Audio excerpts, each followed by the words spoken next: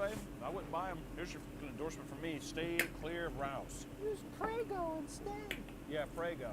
It's kind of a bold choice for a name, right? Prego. It's very close to Prego. I love making mama lasagna with Prager's sauce. That puts it at a 7.5, which puts it above Jack's, Tony's, and DiGiorno. I would put it above DiGiorno. Under Tony's, under Jack's. Yeah. The price is just too much. Like, fuck a Hamilton, a crisp Hamilton for this. Look at this gross little motherfucker. He's all bent up. I'm like, you mind if I give you a piece of my pizza? You know what I mean? What the? I should not be able to do this with a pizza. Get this to hell. What's next? We have Quest. Let's do Quest. Doesn't Quest make protein bars? And I'm gonna eat their pizza? Oh God. 28 grams of protein. Oh, shit. This is literally fart pizza. You're gonna protein max on this and just shit your pants. Okay, next up is Quest. This just looks... How much is this, Harry? $7.48. $7.48 for this little guy? I expected $4. Because then I'm like, oh, it's a little smaller than the Jack pizza, but it's like a protein thing. $7.48. 28 grams of protein, though. 28 grams of protein. So, like I said, I'm gonna fucking fart and shit my pants while I'm eating it. At least I'm being a good boy. Oh God. I barely even have to put, like, look, I'm limp wrist. It's already cutting through. I am not looking forward to this. That looks like a kid made it for you. If my son came up to me and he's like, Dad, I made pizza, I'd be like, try again. That's what I would say. That's what this kind of pizza is.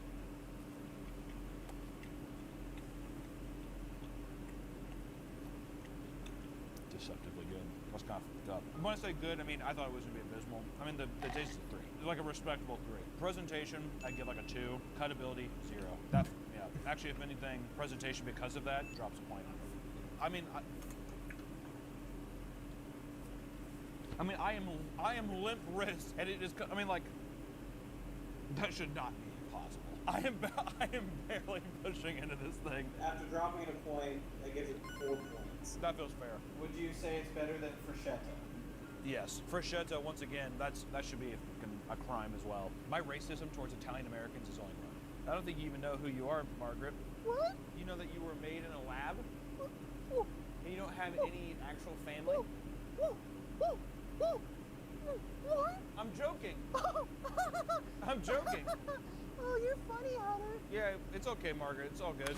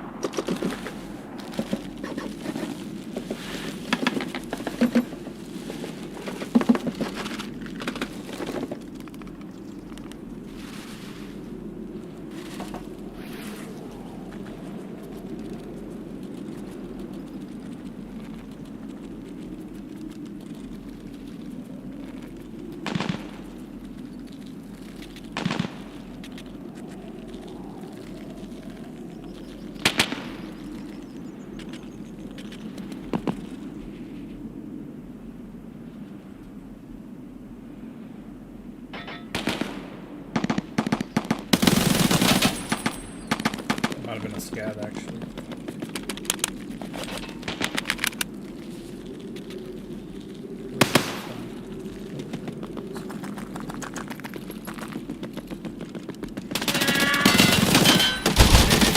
Fuck, dude. Baited me.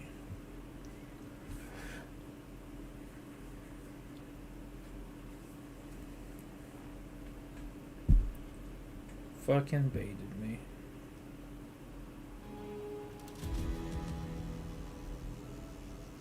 I should have known. I should have just let off on that fucker, dude.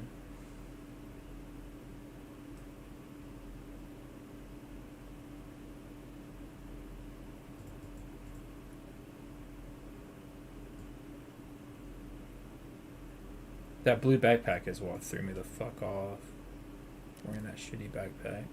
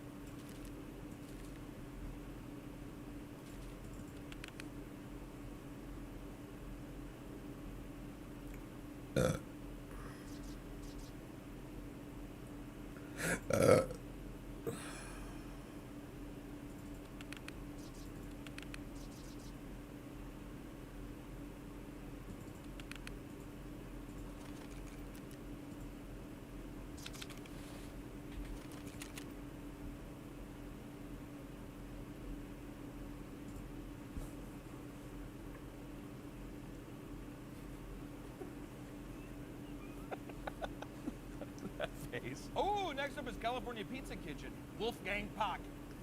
Huh, what even is I was gonna. Calif.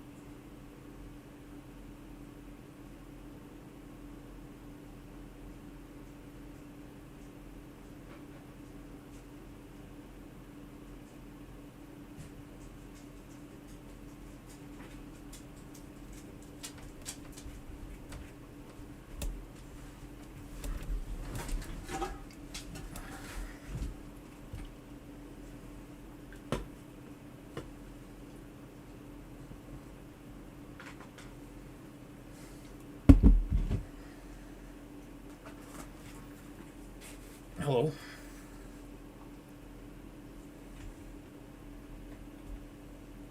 You there?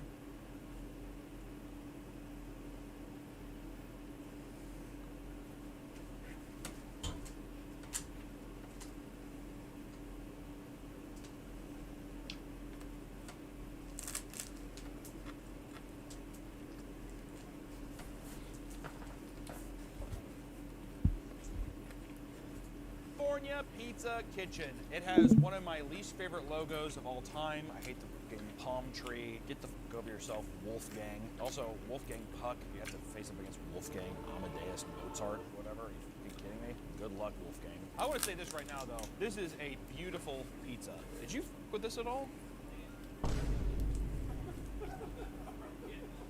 The fucking mark of the beast, dude. God damn. That pizza fell on the ground, I think. Oh, yeah, I forgot that we dropped it earlier. That's right. Whoopsie. Ooh. It's got a nice thud to it. That's big. That's a boom. This is, don't say a boom. We're not taking that. We'll get sued. Okay, what should I say? Chicken to chicken to chicken to chicken to China. Chicken to chicken to chicken to China. Chinese chicken. Chickeny, chickeny, chickeny, China, the Chinese chicken.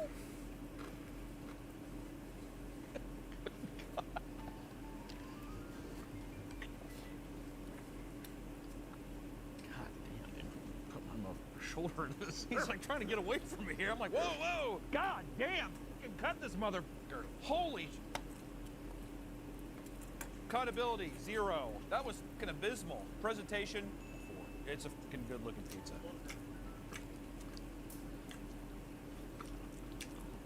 Ooh.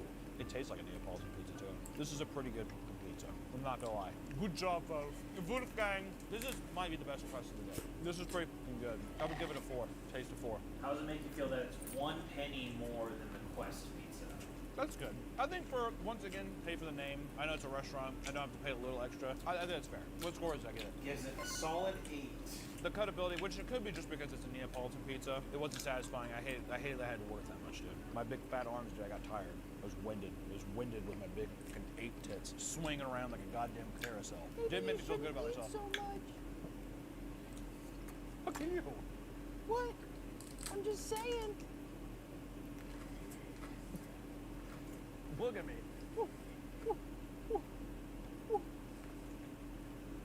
I love you, Margaret. I love you too, Anna. But you really, you need to lose a little weight. Okay. What's the next pizza? We have the Life Cuisine pizza. The Life Cuisine. Next up is Life Cuisine. I can tell how old this pizza is by the rings that it has. Ooh, it has like a little... I don't know if I like that. Gross. Feels like cutting into like a... like old fruit. You know when a fruit gets like nice and mushy? That's what it tastes like, or what it cuts like. I would say the cutability on this, Harry, is a 1. Presentation, a 2.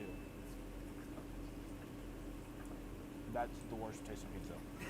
Really? I'm not eating that. That is rancid. It tastes like mushrooms. Like it tastes like too sweet, and there's like a pinch of like fungus. This is out of the contest. This is out of the contest. I refuse to rank this now. Actually, this is, you should be sued. Like, look at this. Can I? No, you'll get sick. I'm hungry. No, you're not. You're a fucking oven. I want to taste that one. I want to taste the ones that taste bad. I told you, dude. I'm in a beans flare. I was an ink flare. Here, Margaret, I'll give you a bite of this one.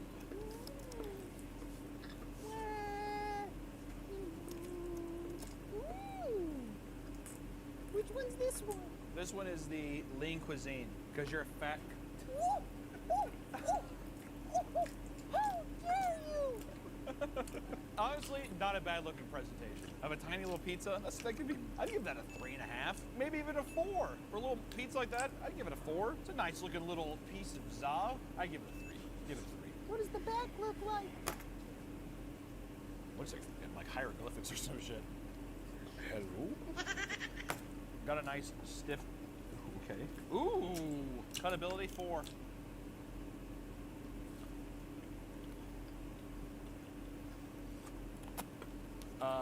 .5 in taste.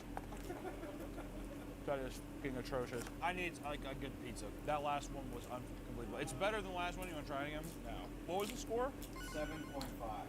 No. Cut it down to a 3. Is it better than Freshetta? Let's do that. I would eat it over Freshetta. Would you eat it over Quest? Yes. Quest was pretty bad. And how much was that? $3.49, but it's a little personal pizza. Drop another point. It's under Quest, but then also drop Freshetta a point. The bottom 3 right now are Lunchables, Freshetta, and Leaves. That feels like a good rhythm. I like that. I think that seems fine. Motor City Pizza Company. I've never heard of this before in my life. It's like a Detroit style pizza. Even though I thought Detroit was that you put the sauce on top, so I guess it's not Detroit style. It's a square, stands out a little bit, has its own little bit of. It's a fine looking za. God, looks like God burn victim on the back. Look at that. Holy shit. God. I'm guessing that's cheese though, so that could be good. Ooh, nice and thick, huh? God. This is something to think about too. Our first placer right now is also square. Square. Feels like a good rhythm. I like that. I think that seems fine. Peter burn victim. I mean, what?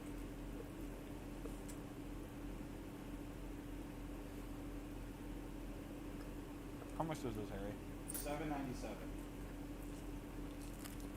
The thing is that I really wanted it to be good, so I was disappointed. It's not that it's bad. I'm just like forgettable. The crust has a good crunch and a lot of flavor. Deep dish pizza. It's the same width as a Junie B. Jones book that you would find at the Scholastic Book Fair, so you know it's deep dish. I would say the taste is like a 3. Cuttability, I would say it's probably a 3. The presentation, I'd say it's a 3. I would give this a solid 9. No, I can't do that. 7. No, 8. I would probably eat this over a California Pizza Country. I would eat this above a Kirkland Pizza Zoo. So I'd give this an 8.5. Would you take it over the Chuck E. Cheese?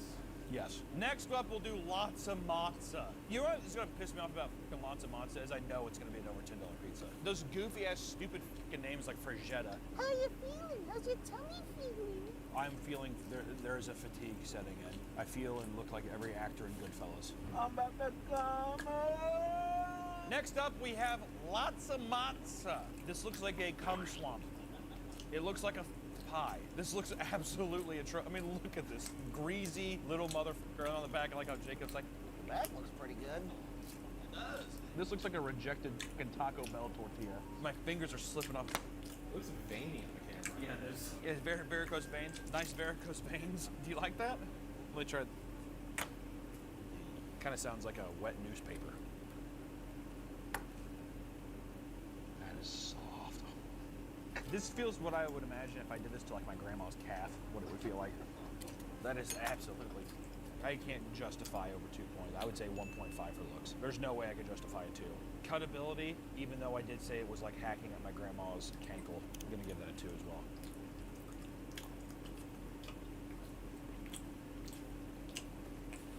well. Motherfucker's cheesy.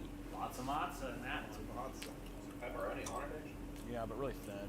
I would say a 2 on taste. It's not terrible, but it's like there's barely any sauce. I mean, this motherfucker is just cheese. Like if you ate one of these, you would be constipated for at least 3 days. This is a pipe clogger. Give it a 5. A 5 in total. Motherfucker got a 5. Also lots of matzo. Put it down to a 4.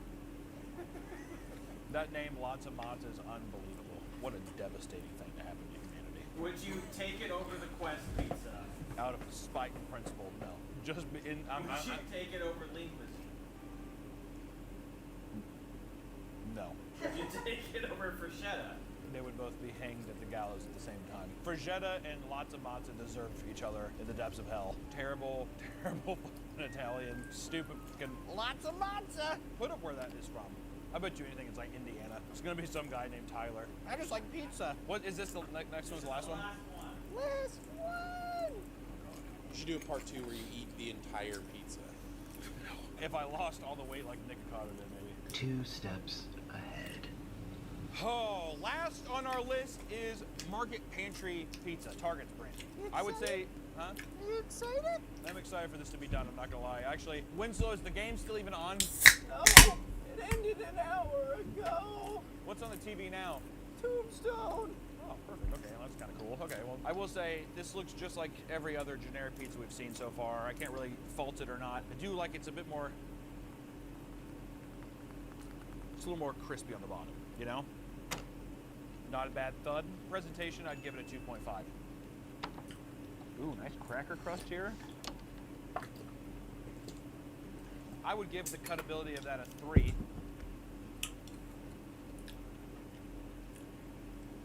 I really feel like you could go to any store and get any generic pizza and just be like, this is fine. I'd give this a 2.5 on taste. These store pizzas are the embodiment of throwing it in a freezer and not looking at it for 6 months. And even if it's frost burned and everything, you're just like, you just cook it anyways. It would taste the exact same. I would just put it down with the Tony's and like the Jacks and all that stuff. So these are the final rankings of the frozen pizza trials. First off, Papa Murphy's, Life Cuisine, removed. I think that they should be boycotted at stores. I actually want to start a petition to get those removed from public. And I think that Papa Murphy's should be giving that retail space to somebody who needs it, who deserves it. In last place in all of them, I'd say Lunchables. It was atrocious. I can't believe also that we're feeding our fat kids these fat meals. We failed as a society. Above that, we got lots of matzo coming in. I think the name made me want to get in my car and drive through a bank. It pushed me back. Who knows how many years with Italian Americans? I don't know, you know? Same with above that, Freschetta. Once again, I just think I gotta take the rest of the year before I watch another Scorsese film. Above that, I'll put Lean Cuisine. You know what? Just because you're fat doesn't mean you can't have a nice little meal. Doesn't mean it's gonna be the best, but guess what? Sometimes you have to bite the bullet, fatty. Above that, we'll put Quest. Bad protein bars, bad pizza, but better than some of the other stuff, so I guess that's like a pretty good reward for a protein pizza. I don't know, it could have been worse. It could have been much worse, I think. Next up, we have Heggies. I mean, like, just saying it out loud also, I might even just put Heggies lower. I'm doing a last second pivot. I'm putting Heggies below Lean Cuisine. Here's the thing with Heggies. I hate how pompous it is putting #1 rated pizza on a journal that no one knows. Okay, if it was like New York Times, you'd be like, oh shit, it was extremely forgettable. I think if you're ever tricked into buying this pizza, I feel sorry for you and your bank account. It's like the world's greatest coffee sign in Elf. Yeah, exactly. Next up, we have Market Pantry. This is where we're starting to get into the middle of the road pizzas. I would say out of between like Walmart and Target. I think Target's wasn't as good as Walmart's, but you can't go wrong. Like I said before, this is the pizza you throw in a freezer, you forget about for 6 months, and then one day you're just like, I have literally nothing. I'm just gonna eat the Frostburn pizza. Above that, great value. Once again, most sickly looking of our pizzas in zombie form, but the taste wasn't terrible. Very non-offensive and also good price. Above that is Rouse. It's lucky. It's lucky to be there. Is it phenomenal? Absolutely not. Does it claim to be? It does. Actually, if anything, I'm putting it below Market Pantry. I do think it's better than Quest. That's the last second pivot as well. Next up, we have DiGiorno, aka it doesn't matter how long this is in the oven, the dough will not cook. So have fun with that. This is where we start getting into the real classics. For all the frozen pizza people out there, this is when we're starting to get into like the legacy brands. Jack's, unbelievable price. Is it good pizza? It's all right. I wouldn't necessarily say it's good, but it's edible. And for the price it's at, why not? Tony's, I would definitely say Tony's is just a better Jack's. When I go to the store, I always think of Tony's and Jack's. Also, Tony looks like a registered offender on the box. Also, what was it? It's Tony's night. Also, it's Tony's night. Not even day. It's night. It's Tony's night. Lock up your kids. That's all I gotta say. On the back, there's a picture of him watching children with his face to his mouth. It's Tony's court-ordered weekend. It's Tony's court order weekend. Next up is California Pizza Kitchen. We're kind of moving to like the fancy, you're kind of paying for the name on the box. It wasn't terrible. It was good looking. I thought probably one of the best crust of the day. If you're a big Neapolitan crust person, this is definitely the pizza for you. But overall, the taste was just pretty mid. And also, you throw out your shoulder trying to cut the son of a bitch. So have fun with that. Kirkland's up next. Kirkland can do no wrong. Costco, God bless Costco and all that they do for this country. It doesn't compare to the hot dog. I would say absolutely not. So it's pretty mid in terms of Costco products. Chuck E. Cheese was a giant surprise, even in terms of branding and stuff. I mean, these brands that come in, you would suspect Chuck E. Cheese would just be some generic, shitty kids pizza. It's not bad. You could do a lot worse. The only thing that's going to be different is if you're trying to get some.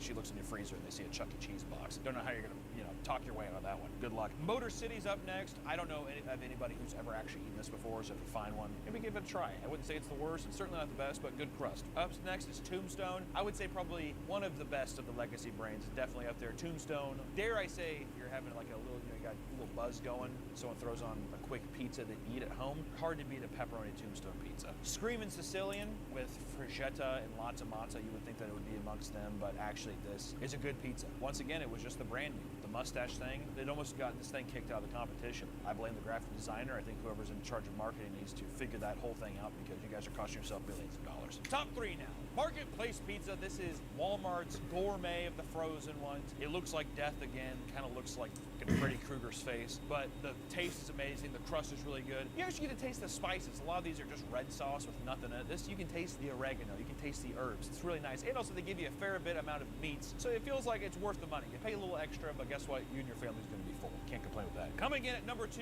the best of the legacy brands, Red Baron, baby. You can't beat it, dude. Flying high, flying true. I don't know if he's German. I'm not sure if it has Nazi descent. I can't prove that. I'm not going to look into it, but the pizza's really good. And then coming in at number 1, Totino's Party Pizzas. Oh, yeah!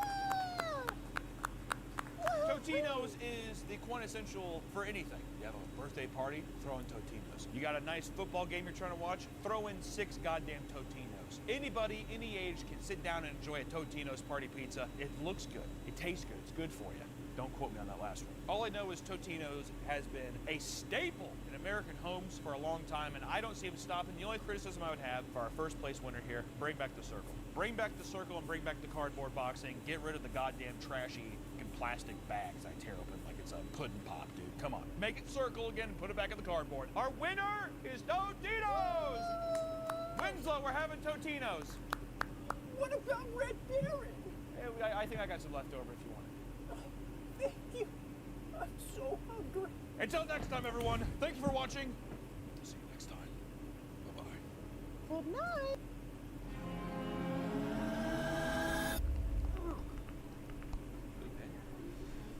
No, I'm not. Okay, I'm trying to Google if I have a brain worm and the phone isn't fucking working.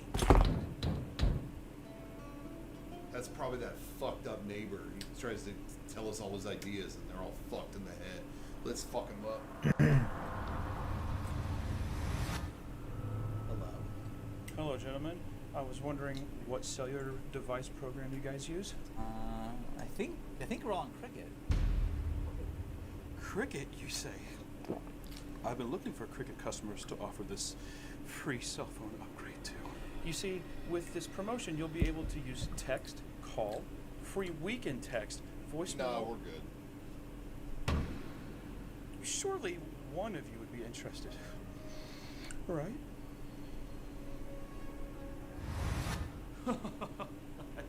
This place has not changed one bit. I used to live here, you know. Used to call this area the pig pen. Used to get real sloppy around here. That's where we had a picture of my Aunt Claudius. She was a dancer. Well, enough chitter chatter. How about we upgrade that phone? Yep, got it right here.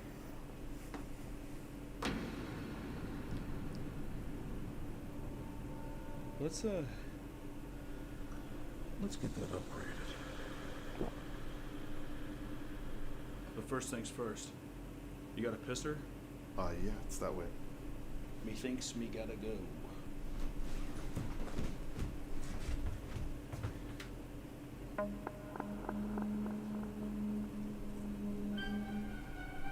My phone's gone! You guys, the bathroom is empty! Where did he go? He's not a phone salesman, he's a phone thief! We have to find him. He could be anywhere. We should split up, Scooby-Doo style.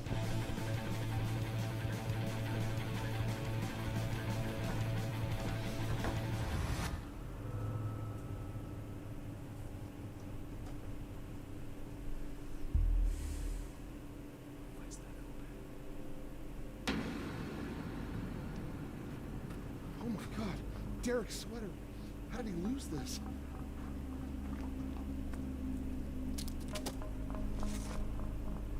These are Derek's pants! And underwear. Dude, did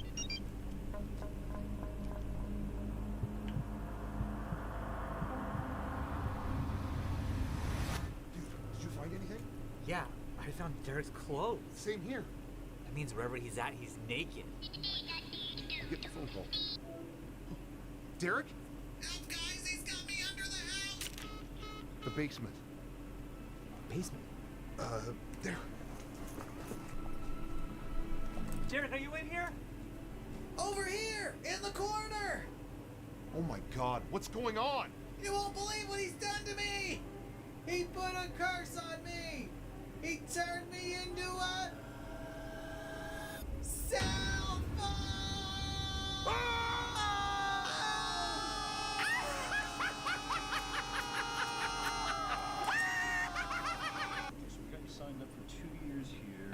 looks like the automatic payment is going to come out on the 5th. Automatic payment. You said free data. I must have misspoke. Wow. Question. What happens if my screen breaks? You can actually go to any cricket in America and they'll replace it for free. Ooh, that's a good deal. All right, let's shake on it. I love cricket.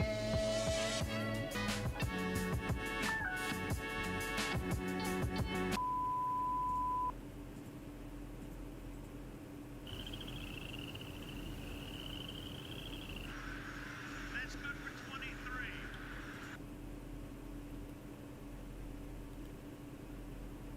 But I was just out.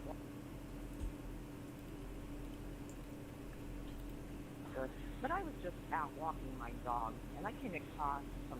I may be just totally off my rocker, but I was just out walking my dog, and I came across some bones that looked to me to be human. He had been dismembered. Oh my God. Okay, and I like I said, there was apparent saw marks.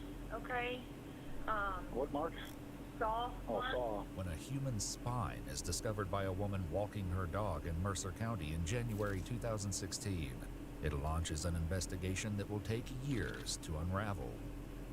Even with a bone-chilling confession, investigators are left questioning the truth behind their victim's unimaginably gruesome demise, and they will soon find themselves with another body on their hands before the case is over. The following report is based on official police records, and most of the footage has never been seen until now.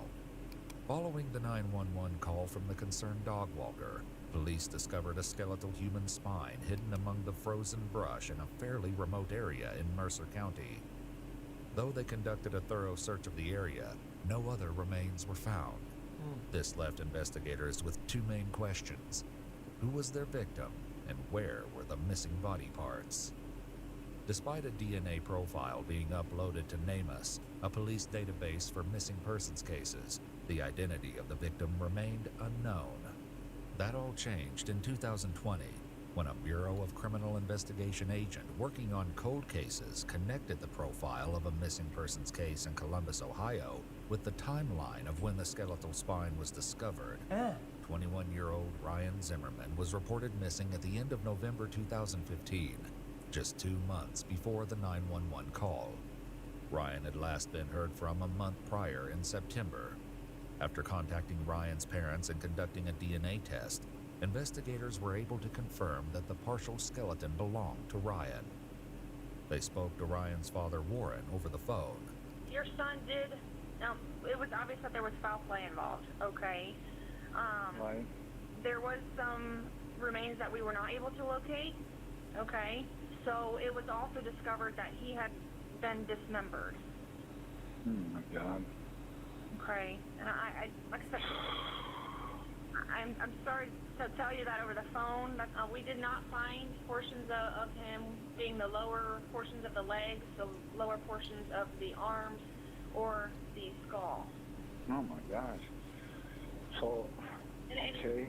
The location of Ryan's skull was like something out of a horror movie, but that wouldn't be revealed until much later. Even worse than discovering that Ryan had died were the details investigators shared with Warren about Ryan's remains. There was apparent saw marks, okay? What marks? Saw Oh, marks. saw. Right. When he was found, it was basically skeletal remains. What does it sound like? Gangland or some kind of sick trafficking or what the hell? I mean, who would do something like that? Those are all questions that we are hoping to work to try to get some answers for Ryan and for your family. Jack, hold on. Okay? Jack, I'm trying really hard to be not insensitive. I'm choosing my words carefully here. But procedurally, right? They find that they don't know who's the culprit, right? On paper to the police, wouldn't the dad be as guilty or as possibly a suspect as anybody else? But then they're giving him details about the investigation. So if it was him, the guy could try to organize his shit based on what he's doing. 3 people living with Ryan in Columbus before Ryan's disappearance: Corey Buzzard, Sarah Buzzard, and Naira Jen Whitaker. On August 25th, 2021, Officers head to find Sarah and Jen, who are now married. After moving out of the apartment they shared with Corey and Ryan, they now live at Sarah's mother's house. What will unfold shortly is a twisted and unpredictable case, one that is far more disturbing than anyone anticipated.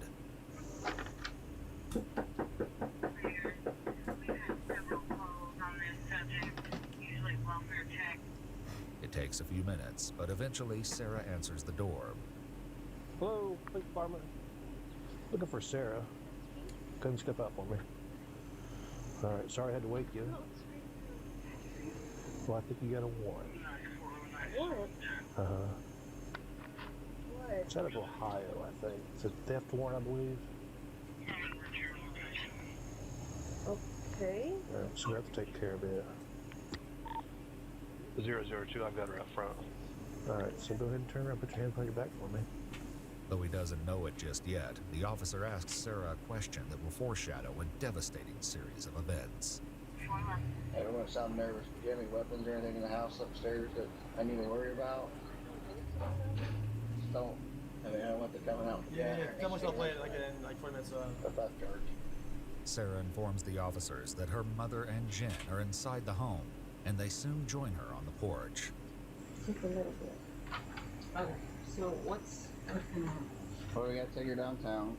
I gotta look at exactly what the warrant is for, and then we'll go from there. So I can.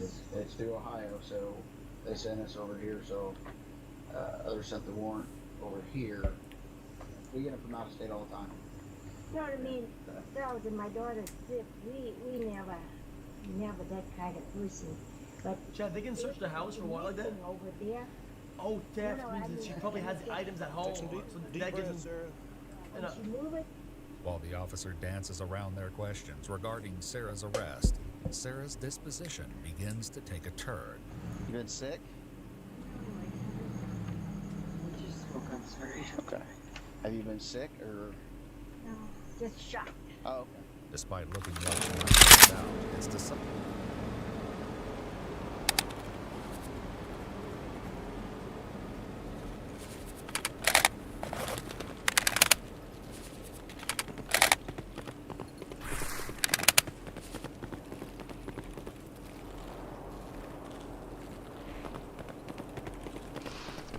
What's up, brother?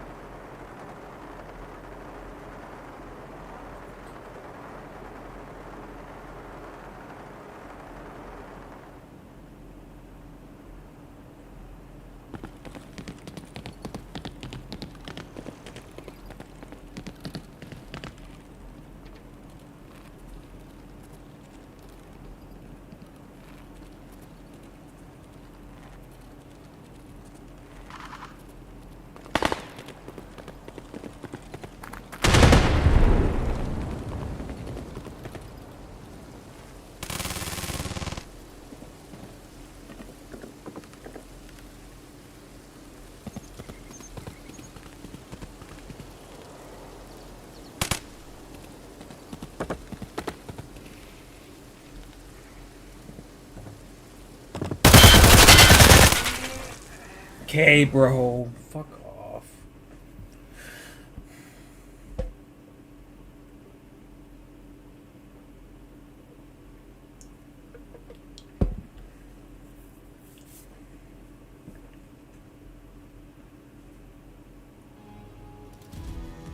Knew exactly where the fuck I was, dude. Oh, goddamn way.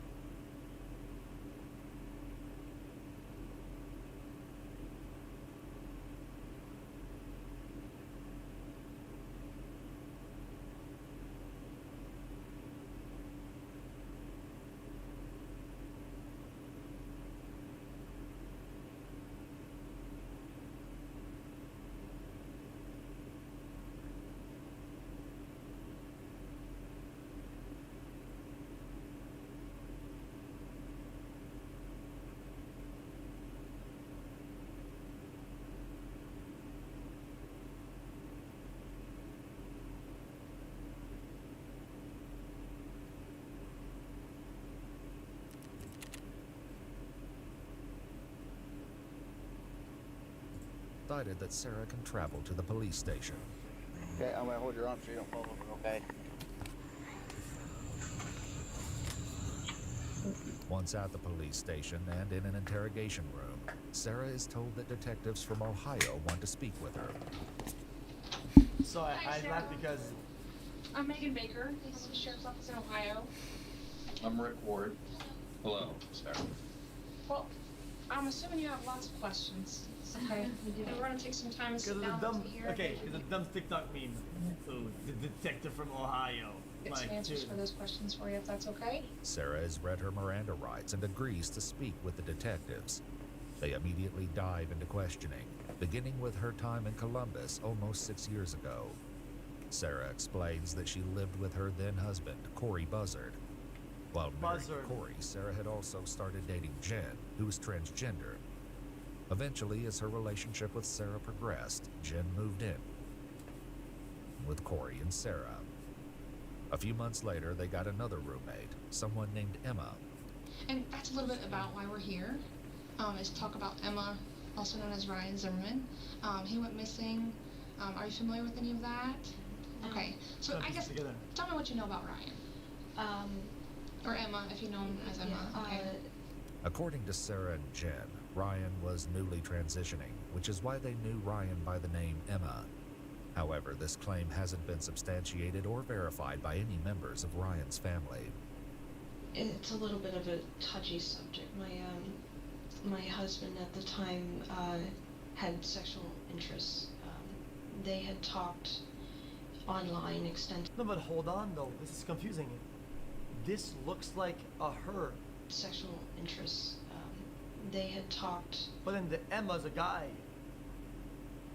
Online extensively, and he had invited them to come stay with us, which I did not want to happen, but long story short, it did. After Sarah and her partner Jen move into the house with her and Corey, Corey decided to meet someone and reached out to Ryan online. After speaking for a short period, Ryan moved into the Columbus apartment as well. At the same time that Sarah is in interrogation at Sarah's mother's house, Jen is also being approached by detectives. However, Jen is a little more hesitant to speak with them. What seems like it may be a simple conversation about Sarah's apparent arrest for theft will soon have a nightmarish outcome. Okay, we have a search warrant for the residence too. Okay, so we're not stepping outside. We're working a missing persons case from Ohio. The Ohio Attorney General's office has a task force with missing persons. Okay. And Ryan Zimmerman Brian Zimmerman lived with you guys in Columbus in 2015 with you and Sarah and Corey September 2015, right? And he's missing. And you guys were like the last people to see him. After clarifying that Ryan also went by the name Emma, or M, Jen remembers briefly living with Ryan. The investigators will often switch between referring to Ryan as Ryan and as M or Emma. After only living with Corey, Sarah, and Jen for 2 months, Ryan was asked to leave. Sarah claims that Ryan and Corey's relationship ended, and Ryan never found a job, which was part of Okay, I her get it. agreement to Bro, I wasn't latching on that. Is that they're all transgender then? allow Ryan to stay in the apartment. Because of this, Corey told Ryan to leave, and Ryan planned to leave on September 25th. This timeline correlates with the last time anyone heard from Ryan. I know that they had tried to plead with me to give them another chance, but I had said that I'd already given too many chances and that it was Corey's call, ultimately. And I remember them packing, and either I went to the store, I was in a different room, I don't remember, I can't quite remember. Who was all home at that time? I was, Corey was not, and then my girlfriend was over, so we might have been in the living room. I honestly, I don't remember. Okay. I just know that 1 minute, Emma was there, and then the next, he had just left. Okay. Did you see him leave? Like pull away in a vehicle or something? Somebody pulled up, and he got in the car and drove off. I thought that he might come back because he did leave his car, but he didn't come back, and then we didn't hear from him again. There will eventually be troubling discrepancies in Sarah and Jen's stories. The detectives at Sarah's mother's house asked Jen a follow-up question about Ryan's vehicle. What kind of car did he have? Did you ever ride in the car? You were never in his car? Okay. Had you ever driven it? Yes. Okay. To the store or something, or when did you drive it? Nah, that car is clean though. Dude, it's looking like an older car, no? But look how clean is inside though. It's been detailed like crazy. To a gas station. I couldn't get it to start again. Yo, look at this thing. I had to call a tow company to bring it back, but I was embarrassed about it because I didn't really have permission to drive it. So did you drive it while he was still living there? No, this was after he'd left. Oh, okay.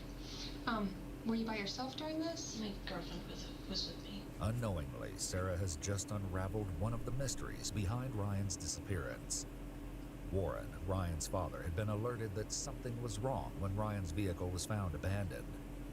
Though the license plate was missing, police found some of Ryan's belongings inside the vehicle, along with the keys and a full tank of gas. Warren had taken it upon himself to knock on neighbors' doors to see if they remembered anything useful about the car or Ryan's disappearance. To his surprise, someone did. One of the neighbors said they saw the car get dropped off by a tow truck near the apartments where Ryan was staying with Corey, Sarah, and Jed. And about a half hour later, the Columbus Police Department came and wrote the ticket up and had the vehicle towed. I'm thinking, why would somebody, it was like they wanted it to get picked up. Sarah claimed that she thought the vehicle had vanished because Ryan had returned and took it. What she doesn't add, not yet at least, is that there's an unsettling reason she'd been using Ryan's vehicle that day. Before moving on, the detectives returned to the question of Ryan's behavior before leaving the apartment. Jen reluctantly gives the detectives some background information about the living situation before Ryan left, claiming Ryan was usually in the spare bedroom and was reclusive. Jen believed that Corey regretted asking Ryan to move in with them. It was kind of weird. I guess how weird? Like, was she just kind of clingy? Thank you. No, Emma was so... okay, I have pretty bad social anxiety. Mm-hmm. Em seemed to have way worse social anxiety. Okay. And how was M's behavior then? Excessively shy. Okay. Jen also explains the reason for some of the tension with Ryan. Sorry, it's just the anxiety. Sure. I don't like to admit that I am trans, but it was just weird. Corey brought another trans person into the house because that's what they wanted. They had, I shouldn't use gender neutral for Corey because that's confusing. Corey had papers written up about, I forget what he calls it, like the trifecta or perfect relationship, but it involved one man, one woman, and a trans woman. Don't lick my arm, babies. And Don't I lick my don't want armies. any part of that. Sure. I'm assuming that's why they brought M in. I think Ryan was just kind of the last straw for me. Tell me more about that. Why was he the last straw? Fine. I mean, That was probably one of the biggest arguments that we had to make him that third person. But I obviously didn't agree with that, and the entire time it made me feel like I wasn't. Go eat your good enough. dinners. After Ryan apparently moved out of the what I was apartment. laughing is it's unusual. Go eat your dinners. But it's not out of the scope of like Go potties. possibilities or like people have a bunch of different.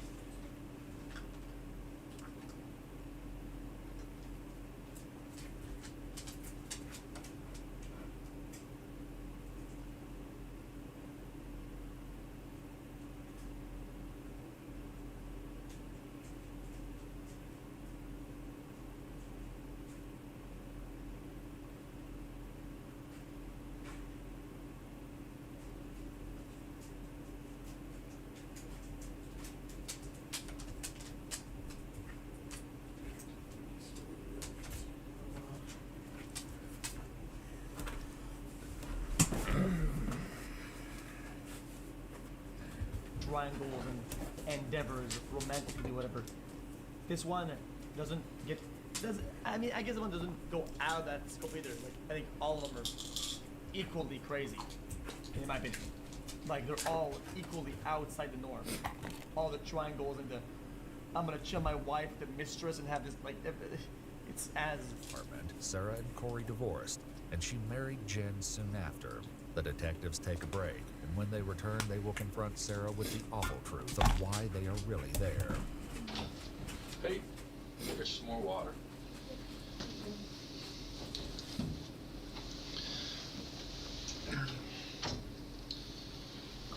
Also, the cuck chair in a hotel, I don't think it's a cuck chair. I didn't think about it. I think the chair is like when you're dressing up in the morning, it's like they tie your shoes and shit like that. It's not a cuck chair. I've used the cuck chair before, but not for cucking. I woke up and I was like, I need to put my suit on. And how do I put my shoes on and tied them. I sat down on the cup chair. Sarah, I don't know if you know this, probably not, but you're talking to Jennifer right now, talking to your mom, and also talking to Corey. Right. And there's major inconsistencies about this. Your involvement with Ryan, and you know Ryan is now deceased. He is? He's been murdered. So we have Corey is talking to the Columbus police detectives right now. We just got off the phone with them. The detective isn't being entirely honest here. While officers have managed to track down Corey's new residence, Corey is proving less than enthusiastic about the prospect of speaking with officers. Yeah, but also though, what doesn't play well for them is that they didn't file a missing person.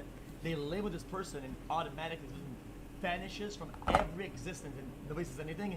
Bro, they explaining it, and obviously it was really possible. Like, You're not in trouble. I don't have an arrest warrant, nothing like that, Corey. Okay, we just want to talk with you because your name was brought up as a witness in a case on a homicide.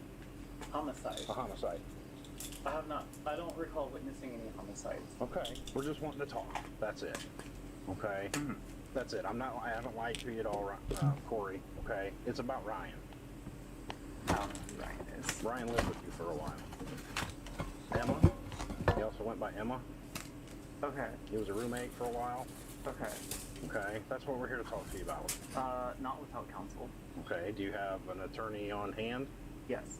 Okay, do you think they would meet us down there? Can we make an appointment? I'd rather get this done today. I don't really think I have to work on your time. While the officers speaking with Corey have once again hit a dead end, those with Sarah begin to lay out some of the evidence. I mean, this is a bad situation. We really need to know what happened. With the car, we have DNA evidence. We're able to track down your car, the one that you used to own, the time of this incident. We were able to track down the current owner, and we're able to examine it. So we have something happened in that apartment the weekend that you dropped Corey off with that girl in Columbus. The evidence the detective is referring to are reddish stains discovered on the carpet liner of Sarah's vehicle. Though she'd sold it, they found the new owners in July 2021 and conducted tests inside the trunk. Man, they were thorough The as fuck. stains produced I mean, presumptive obviously, but positive still. results for suspected blood. Yeah, the reason why I'm reacting that way is that I think in a lot of cases there's a lot of stuff that could have been explored and they didn't, and it was available, and it seemed as like cool that they were thorough. Earlier, Sarah had claimed that Corey hadn't been home the weekend Ryan moved out because Corey was with another woman. In fact, Sarah had been the one to drive Corey and the woman to a hotel. Investigators spoke with the woman and confirmed that Corey was nowhere near the apartment where Ryan was last seen. While Corey may still prove to be an important witness to the events leading to Ryan's death, Sarah and Jen appear to be the last known people to see Ryan. So please just tell me the truth, what happened. Corey's given a whole nother version of what you just said. Please tell me the truth. I'm not comfortable talking about Well, this. we have a young... Was it an Yeah, accident? there's like a mega cuck, like With Ryan. multi-gender hexagonal of love or some Sarah, shit. come on. Sarah, please. Well, you can talk to us. I just want the truth. The other officers also confront Jen with the news of Ryan's death. We're trying to find Emma, and we were somewhat successful in that. Wait, what? Somewhat. Mm-hmm. What leads? That's we need you to fill in the gaps because whatever happened to Emma happened in the apartment where you guys stayed at, and we've recovered evidence from the apartment. We recovered evidence from Sarah's car. Blood. Wait, whoa, what? Mm-hmm. Blood from the trunk of the car. Blood from the apartment by the bathtub, where in part of Emma's body was discovered it was dismembered. Even though they'd all moved out by early 2016, investigators were able to access the apartment where Sarah, Jen, Corey, and Ryan had once lived. In July 2021, a month before they spoke with Jen and Sarah, authorities visited the apartment and asked the current residents to leave while they conducted tests throughout the building. Under close examination, several areas in the bathroom reacted to a chemical reagent indicating latent blood residue, including the bathroom floor and the cabinet. No way. No way she had anything to do with any of that. She did. No, there's no way. Tell me why. The Google searches, the deep dives that we did, the stuff that she was into at least, right? Painting with blood, like into drinking the blood, and then the searches that she did on her Android phone. I don't know. I don't know about any of the blood stuff. While this comment about painting with blood will be explained eventually, investigators won't have the chance to ask Sarah about it just yet, because she immediately throws a wrench into their plans. Sarah Lloyd tried to get talked to. That wasn't my right, so. Well, that's your decision. We don't advise on that. But all we're asking is for the truth. I don't know what to say. Now do the truth, thing maybe? where you say that somebody else gonna say something. And you're telling me that's the truth. That's what I remember. This is going to be your only time to talk to me and Megan. After this, we're not allowed to help. So. And what happens to me after this? You're going to be booked into the local county jail here. I mean, we wouldn't be doing this if we didn't have physical evidence. That's why I was giving you an opportunity. Now the other thing where you say, oh yeah, I was giving you the opportunity because they're coming in and they've been talking or whatever, right? And like, if there's something that we need to know now, now's them to say whatever. Classic. Say it. Okay. All right, Sarah. Thank you. Once again, the detectives leave Sarah alone. In contrast, those speaking with Jen lay on the pressure. This is a fever dream. I'm sorry? This is a fever dream. I know this feels like a nightmare now, so we need you to fill in the other parts of this thing because this isn't a nightmare. Emma's dead. Emma's dead? Emma's dead. Corey's dead? No. No, Emma's dead. Did Corey have you guys get rid of his issue? He ain't like Emma coming up. Emma's not what he expected. The selfies didn't show what Corey had wanted. Comes up, Emma's completely shy, reclusive, nothing what Corey expected. Corey went away for the weekend for you and Sarah to get rid of his problem. Corey and Sarah were fighting a lot over it. Let's just get rid of the problem. So what happened? It isn't long before the detectives decide to once again try speaking with Sarah, and this time they will hear a stomach-churning confession. So, Megan here has I something she just wants have to show something you. I need to take a look at, okay? And read over, and we'll get your thoughts on that. This is from your Google account. Okay, these are your searches on your Google account that you said you only had access to. So flip through these pages. How to start a Ford Focus. What? Oh man, go to the IQ in this video. I can't. And take a gander at that. After seeing the evidence within her own search history, showing that she looked up how to start Ryan's car after it broke down, Sarah begins to unravel. What's happened to my family? Well, we'll talk to your family, okay? And you'll get to talk to your family, okay? We can work through this. One thing at a time. This is the first step. Okay, look at me. I'm scared. Okay, I understand you're scared.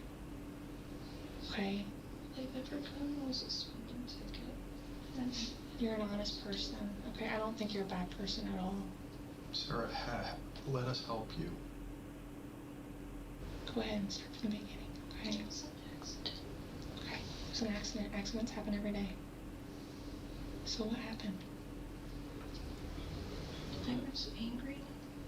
Uh-oh. Okay, I get angry too. GG. And I knocked him down when he came out of the bathroom. And he choked.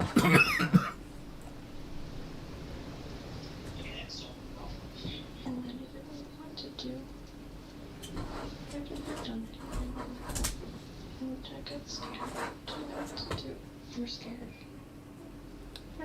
realized I ruined my life. While the detectives speaking with Sarah have finally made some headway, those with Jen are hitting roadblock after roadblock. I'll be honest with you. I think it's been eating you up. Is it eating Sarah up? I mean, people can have differences with people, right? But to this extent, you know, it would eat somebody up, literally. I mean, you would be not sleeping well, not functioning well. You know, it's a lot, right? Yeah, that's a lot. Yeah, it is. But no, I wasn't aware of that. I've been living fine. Okay, so maybe Things were fine. things are fine until Emma came along, and then things weren't fine. No, if you want to go back to that, no. Look at my food real quick. Even then. These people are ill as fuck, like stacked up. Fine. There was no murder weighing on us. While Jen continues denying any knowledge, Sarah is telling a very different story. You put him in a chokehold and knocked him down. Did he pass out? Were there words exchanged? He passed out. Okay. Took when I didn't let go. Mm-hmm. And then it was too late.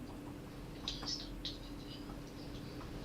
He started turning white. And I couldn't go near him.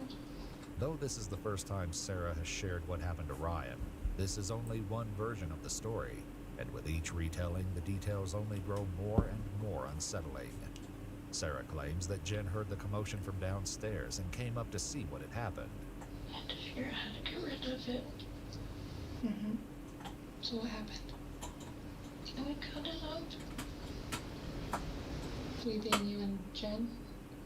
Was this when Corey was away at the hotel? Okay. So where did you cut him up at? Bathtub? What did you use?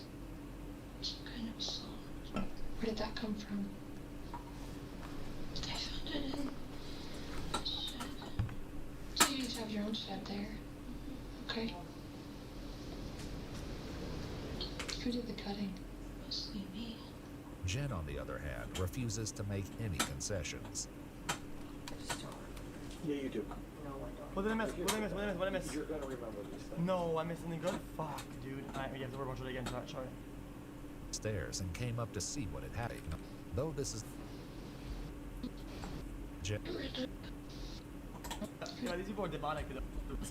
Saw. And where did you cut him at? But again, this is all stuff I already know. I just need to hear it straight from you. Joints. Joints? Can you point to I guess what you mean by joints? The elbows.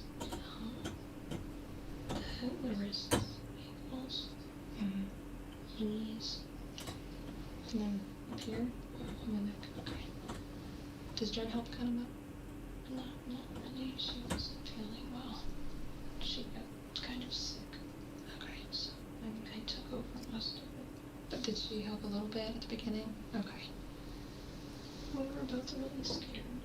One of the officers in Jen's interview steps out of the room to take a call. And when they return, they have news that will flip Jen's denials upside down. Got an update. Sarah just admitted to everything. You helped discover the body. She admitted to all of it. Okay. So fill us in with what's going on, right? With the car, you're going to remember everything. So at this point, Sarah, spilling the beans on the whole kit and caboodle. Okay. Okay, this is what we told you before. We knew where we were at. So this amnesia that you have isn't going to work because now you're implicated in this as well. I don't have amnesia. Then fill it in. Fill it in. I didn't do that. I just got the phone call from the analyst that's listening in on the interview, and she's coming clean, right? They're watching it live. Okay. She's coming clean, and you help dismember the body with her. Yeah. Sarah's not going to be able to do this by herself. Yeah. And if she said that, then she's lying. You just said before, Sarah wouldn't lie. She's not lying. I didn't say she couldn't. So who's lying here? It's not Sarah. It is definitely Sarah. If she said that, oh. Yeah, I would remember that. This is the point because you're being implicated now. So now it's a lie. No. We just want to get Emma, his family, yes, Where did you guys go then with the body? All right, let's get to this part here. Where did you go with the body after it's dismembered? And don't say you don't know. Because I don't want to say it. She's not throwing under the bus. He's implicated, right? But they don't have much on her. They're turning up the knob, saying that she kind of got turned on or whatever, right? So that she implicates more. Otherwise, it's GG. They might not get her for much of anything. I don't know for that because we didn't do that. Luckily for investigators, Sarah is giving them all the answers. This, however, is only her first confession, and she will eventually share another that changes everything. So, you got him cut up, then what happens? We have to figure out where to put everything. So where did you say put his belongings? Where did those go? Like his clothes and his... Just in one of the bags. Okay, and where did those... We got those in a bin. Like a dumpster? No, like a Tupperware bin. Oh, okay. And where did that go? In the back of his car. Okay. We were going to drive the car somewhere. Mm-hmm. And leave it. But the car wouldn't start. This is the real story about the tow truck. According to Sarah, she and Jen planned to dispose of Ryan's dismembered body parts, which they loaded into the back of Ryan's own car. While their plan had been to abandon the car in a deserted location in Illinois before taking a Greyhound bus back, Ryan's car refused to start after they stopped at a gas station. This incident has a horrific new implication. Ryan's remains were still in the back of the car when the vehicle was towed, and Sarah and Jen then had to move the Tupperware bin full of his dismembered body parts in broad daylight into Sarah's car. They left Ryan's vehicle in the street, where the police eventually towed it away. We started driving and trying to get rid of little things at a time. Along the road, or is there special spots? In public dumpsters. So did you dispose of like his limbs in different spots? Okay. Do you know where those spots are? We just stopped wherever something looked okay. Where it seemed like secluded or something like that? Couple gas stations. Mostly just. I'd rather we get one of these videos, case or whatever, where this person just spills everything unprompted, like everything. I really don't know. While Sarah doesn't clarify, they only disposed of Ryan's torso and belongings. The rest of his limbs and head had a different, even more alarming destination. Here's the thing. You have been holding back this whole time with all of this stuff because I don't think you thought Sarah was going to be honest about it, but she is. Oh, okay. So let's do the right thing. And you wanted to do the right thing, right? So tell us about that. About? Please. About the dismembering it and then where you went from there. I don't remember anybody. You did. No, I did not. That's fucking insane. It's not insane. That's insane. This happens all the time. I mean, you may not want to admit to doing it, right? But this stuff happens all the time. So where was Corey during this? No idea. No idea. Or still at the hotel? I guess so. Okay. Any communication with him? I just shut off my phone. Okay. Why did you shut off your phone? I was scared. Did he know something had happened? I don't think so. He almost got him to admit another crime. And I told him Ryan just left. And he didn't ask any questions. Despite several attempts to get Corey to speak with police, Corey steadfastly refused. I have no idea what you're talking about. Okay, so you don't know Ryan? I don't. You don't know Ryan? He didn't live with you at all? I'm not going to talk to you without an attorney present. We're talking with Sarah and Jen. Okay. Everybody involved that weekend, we're talking to right now, except you right now, because right now you kind of look like the bad guy. You don't want to talk to us. Everybody else wants to talk to us. That doesn't look good for you. Well, I mean, that's brain dead, but that's like the cop talk. It doesn't look good that you got legal representation. It doesn't look good on you that. Bro, they told me they could say that, but Who would say that? My attorney. Okay. Corey refuses to speak any further and ultimately never comes in to discuss Ryan's case with officers. Without Corey's help, detectives will have to put more pressure on the people who are talking to them. Sarah and Jen. One thing still isn't clear: a motive. Why were you so angry at him? What happened that you came up behind him and started joking? He ruined my life. Tell me a little bit about that. I mean, I told you the arguments Corey and I had, Hmm. and I couldn't make him see reason. The officers talking to Jen also try to understand a motive. You would do whatever you could to make Sarah happy. So let's get rid of M, because that would make Sarah happy, right? To get her out of that household. Sure, but they agreed to leave. But she wasn't. Not willingly. Not fast enough. She agreed to leave. Without meaning to, Jen points out a glaring issue with Sarah's current confession. If Ryan had agreed to leave, why didn't she simply let that happen? This exact question will be central to the story Sarah tells later. Did Jen know that this was going to happen? No. But she was there for me. Sure, she's your support. You said that. That's what support people do. I'm worried about what's going to happen to her. Yeah, I knew it. I mean, that's pretty obvious. We Like, how her story was, like, even though honest, I guess, very isolated and very like a one-man show thing. And oh, I don't know where they're at. I know what they're doing. I know, like, it's still trying to protect. It's like, fuck off, dude. You're talking to us openly. The detectives have no reason to assume that Sarah means anything more than simply worrying about Jen. But her concern hints at a disastrous turn of events soon to come. So what happened? You got him. Something happened to Emma, and you put him in the tub, and you guys did your thing. Fill us in on that, please. That didn't happen. She's filling in the gaps where you are not filling the gaps, though we know that you know what happened, right? Because it's written all over you. I mean, as soon as you get to a hot point, you minimize and you kind of. I mean, this guy's trolling. It's like a kid with a parent. I don't want to look and acknowledge this. Okay, I'm I'm gonna honest though. This officer is throwing it. Bro, using the unknowns to trap them into saying some stuff, I get what the strategy is, right? But if it's what she said is true, that she did everything else, but she didn't disremember, and the other girl saying that, oh yeah, she did that, and she didn't. Now, she, in her POV, the cop is just saying some shit that isn't true to them, and know that the person wouldn't say that. Then it's like, okay, well, I mean, whatever you're gonna say next is probably gonna be a lie as well then. Rise, I have anxiety.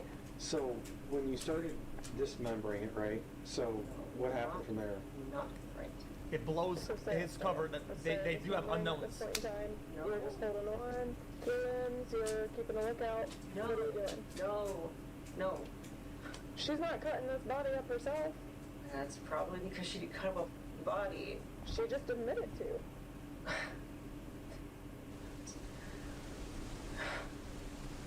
No, she didn't. She did. Yes, she did. The detectives attempt a different approach to get Jen to talk. It's more beneficial to go, this is where it is. And it shows that you're wanting to make things right. You want to get things better, and you're showing remorse. Because the judge, I'm back in our not showing county... remorse because I don't know how to process this. And I'm not showing remorse. There is no remorse to be had. So getting rid of disposing of a body, you shouldn't show remorse for that? Of course you should. Yeah. You're still in shock that Sarah has come clean with everything, right? There's no way she did this.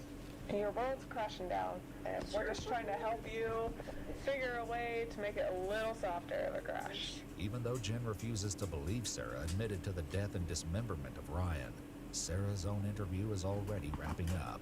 I just don't know what to do because I thought I had my whole life ahead of me. Oh. And I made one mistake. And that's exactly why it's mistakes over. One mistake or two? Don't cut yourself short. I just turned 30. It's like a mistake is talking like that. One step at a time. 2 mistakes. Okay. One foot in front of the other at a time here. Continuing to show an unsettling lack of concern for Ryan, Sarah then makes an inquiry. Is there any kind of bail, or am I going to have to stay there the whole time? There's not bail right now, but that's not to say that there won't be bail in the future. Okay? Just not right now. She's pretty good, but I mean... Sarah is informed that the charges against her include... Jen, I think she's doing good, but she's like almost smurfing, because she's biting on everything. Bro, it's just too easy. Like, tampering with evidence, grand theft of a motor vehicle, abuse of a corpse, and gross abuse of a corpse. I appreciate you being honest with us. Because that's the kind of person you are. Thank you, Sarah. Over to Sarah's mom's house in order to take a crack at Jen and see if he can break through the unrelenting. Where are they? Though the video footage is redacted, Jen is introduced to the detective who spoke with Sarah and is then read the Miranda rights. Am I being arrested? Okay, well, we have some things we need to talk to you about. But you're not saying yes or no. Well, because it all depends on you. So we're going based on physical evidence and now what Sarah told us. That's my job. I'm doing my job. They're doing their job. Sorry, I don't want to put words in your mouth. No, go ahead. They said that she said she was involved. Absolutely. 100%. And this interview is being recorded. Okay. And I cannot lie about that. I trust you. She absolutely said she was involved, and she gave details, and you were involved in those details. I mean, I'm not making it up. I don't know how I was involved. Well, she told us how you were involved, but I don't want to go into those details because if you tell me and something's different, I have to go back and talk to her and try to iron out the inconsistencies. Hearing that the detective isn't lying about Sarah's confession seems to be a turning point for Jen, but not in the way they hope. I don't remember any of that. I don't know why Sarah would say that. You're just surprised Sarah said it. Of course I am. Right, because she'd gotten away from this whole plan until today. After hours of conversation, the new detective points out something that the others have failed to notice. While speaking with the officers, a purse has remained on Jen's lap. What's in your purse?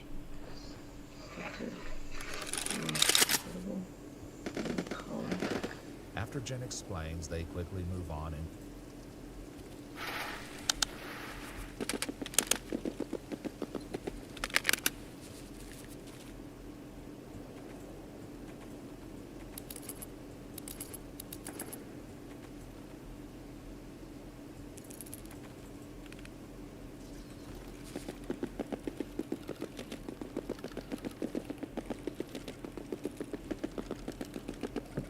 What is this fucking lag?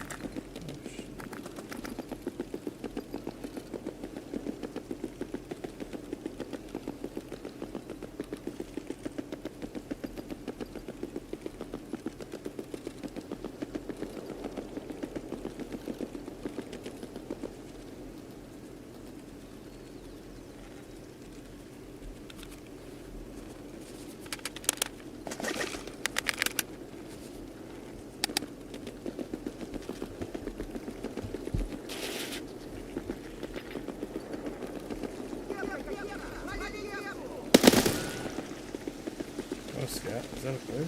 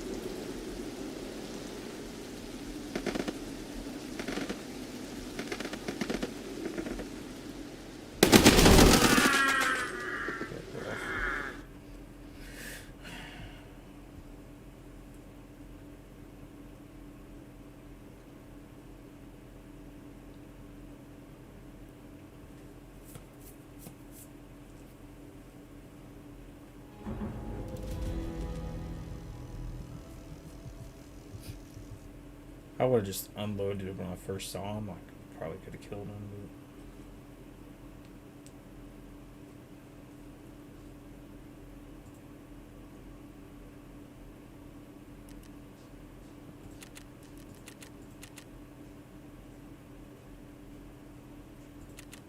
didn't even hit him once? What? What?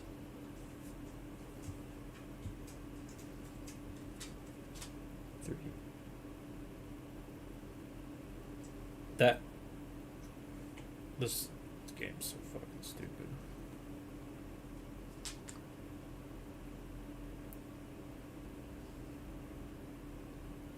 Yeah, I should have naded actually. What the fuck was I doing? Could have naded the fuck out of him.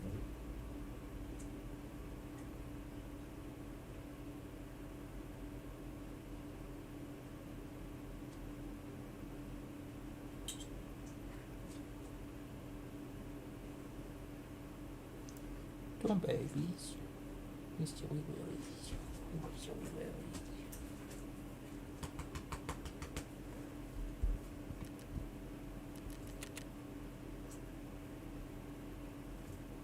Continue questioning, this time about the evidence they've uncovered, a choice that will likely haunt the detectives for the rest of their careers. And we found large quantities of blood in the trunk from A pipe bomb? Emma. That's a clue. We call them police work. You know, I'm not trying to be facetious, but that's called a clue. You know, so I mean, when we put two and two together, and then we talked to Sarah, and it all kind of matches up. You know what I mean? It all matches up. What's gonna happen to her? Well, I don't know. It all depends on what you tell me. To my knowledge, she didn't do anything. But I'd be more worried about yourself right now Why? because of what she's telling us and the physical evidence and the social media search warrants that we did. There's a very good reason Jen isn't worried, and once again, the purse comes up. You don't have any like weapons in there, do you? What are you playing with in your purse? So, Jen, like we talked about, you asked if you were under arrest. You are going to be placed into custody. Yo, snag the fucking. I want to, before this gentleman, he's a detective with the City of Marion Police Department. Bro, but now she's under arrest though. Why is it playing slow? Fucking snatch that fucking. Why, bro? Why leave such a big question mark still like available? And I'm confused. You're going to be booked into their. Oh hell no!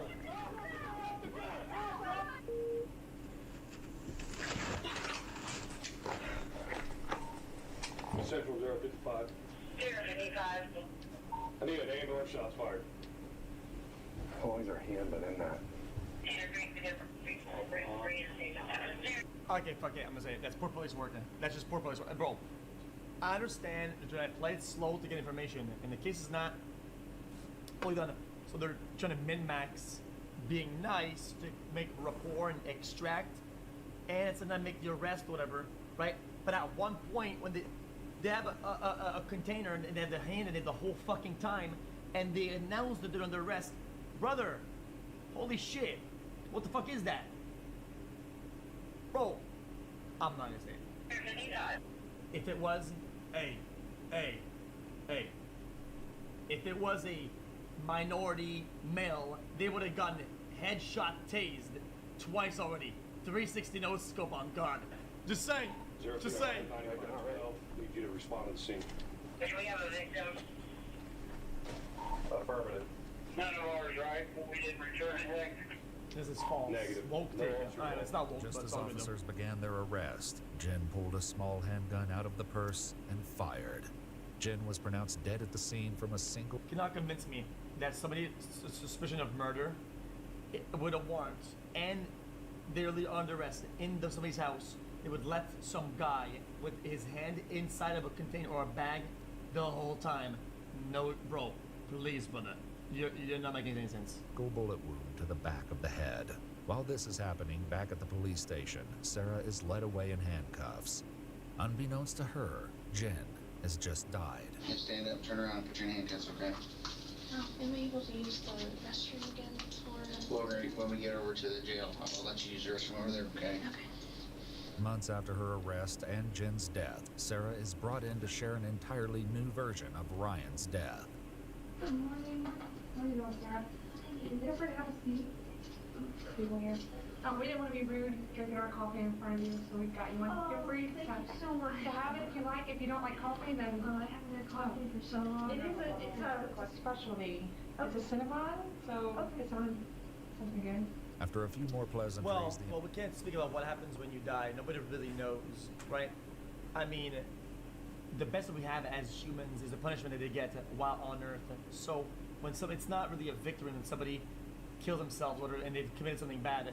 I would personally rather than rot in fucking jail or whatever, and they have to live with their thoughts, with consequences that are in our world that are physical, which is the best that we have. So Investigators clarify with Sarah that her lawyers agreed she can speak with them, and they read her Miranda rights. They immediately begin by discussing Sarah's new confession. In this discussion, she refers to Jen. Tax money, and I'm okay with my tax money going there, and that's fine. If everything is chill and everything is well handled, like, I don't care that my tax money goes there. Like, you commit crimes, bro. I don't want people to say, oh dude, I don't want my tax money, bro. Yeah, that's what I want. If I'm in a neighborhood and people commit crimes or whatever, I would want my money to go towards good jails and proper things. But then people go to jail when they make fucking crimes, motherfucker. Yeah, I don't give a fuck. And I think you should feel the same way. How was that not a good thing? On the morning of the 26th, you should keep Sue safe. Like, what? Myra started voicing some plan about killing him, and I did not take her seriously because she would make comments like that sometimes. I still didn't take her seriously, but I was starting to get worried because of how intricate it was getting. And then when she started gathering tools like trash bags, bleach, the handsaw from the shed, I realized she was serious. So I tried to talk her out of it, calmly at first, and then I started getting a little hysterical. And she told me that if I didn't help, that she was going to do it anyway. And usually at this point, the attorneys ask me, well, why did you do it? Why didn't you call the police? Why didn't you kick her out? And it was because I loved her. I was so scared and horrified, but there wasn't. I didn't stop. I didn't stop her. I didn't. So her take is very much, let's say, black and white, right? So like, let's say 100 instead, and then the lawyer's take is 0. She's presenting the new take, which is the lawyer's like, the truth is probably in the middle somewhere, right? There's no way that this is the truth and the other one was this is just a fucking the new adjusted lawyer analysis. Yeah. She had a rag that she dipped in bleach, and she had a bottle of vinegar next to her to add to it when the time came, because I guess they had some kind of chemical reaction and released some kind of poisonous gas. I don't really know, but she did the research for it. Though Sarah has significantly shifted the roles that she and Jen play in the planning and execution of Ryan's death, she still tells detectives that she jumped on him when he came out of the bathroom before Jen then held the rag over Ryan's mouth. The changes in her story only become more apparent as the details grow even more brutal. Also, mustard gas now. When he started making these guttural gasping noises, Myra let me get out from under him, and I curled up in the office and cried. So I stayed in the office for a while until she did get him in the bathtub, and she had put a trash bag over his head and severed it, and then put that into the freezer so that she could deal with it later. Since her arrest, investigators have discovered chilling evidence about the fate of Ryan's decapitated head, something they'll bring up shortly. In this retelling, rather than Jen being the one to dispose of Ryan's clothing, it was Sarah who took on this job. However, this doesn't mean she didn't help with the dismemberment. She started to get intestinal cramps, so she went to lie down and said I had to take over. So I put the hands in one bag, the hands and the feet she told me to put in a bag, and then she also put it in the freezer for later because she said those would be the two big identifying factors and she would have to deal with them separately. So I removed the forearms and the calves at the joints. It was slow, exhausting work, and I did not work fast enough. Her original idea was to cut up everything into as small of manageable pieces as possible and then dispose of them that way, but we didn't have enough time to do that, so we just had the head hands and feet. The forearms went in one bag, the calves went in another bag, and then we just had to deal with the torso. After this, the story remained the same. They loaded Ryan's dismembered body into a Tupperware container and attempted to use Ryan's vehicle until they eventually had to call a tow truck. The difference this time, apparently Jen was the one telling Sarah where to go as they drove towards Illinois, stopping randomly to dispose of Ryan's remains, including the area where Ryan's torso was eventually discovered in Mercer County. So, 2 hours. You know these guys like Googled everything and they're still fucking brain dead, no? I mean, I'm not trying to be weird, but why would they use multiple spots? Like, what? From Columbus.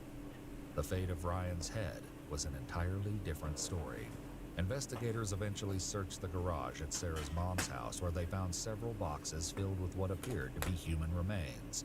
This included a pot filled with a thick substance hidden within layers of plastic garbage bags. After the pot was emptied, investigators recovered a human skull. In this version of her story, Sarah claims it was Jen who disposed of the remaining limbs. Also because she didn't know the best way to dispose of it yet. So we had to carry, so she put it in the soup bin, put that in a bag, or several bags. Put the pieces of the hands and feet also in the bag, and then kept bagging it up, and we put it in the shed for the time being. And every time we moved, it would have to come with us. So that was a weight that I had to drag with me everywhere I went. For a long time, we would check the news constantly. That's when we found out that the torso was discovered. But as time went on and we didn't see any new news, What's even more scary though is that if they weren't brain dead and they weren't so fucking broke, they would have actually gone away with this. Like, I'm just like legitimately, they had it. They were away with some of this. If they just didn't keep the shit, keep the fucking car and all that, like, act just planning for a future. That is scary. And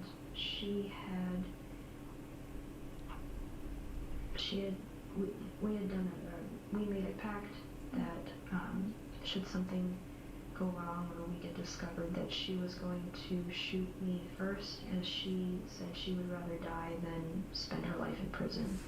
The arrest came, and when I said goodbye to her, I could see it in her face that she knew. This confession sheds an entirely new light on the footage of Jen and Sarah saying goodbye when she was arrested. You want to tell your wife bye or anything?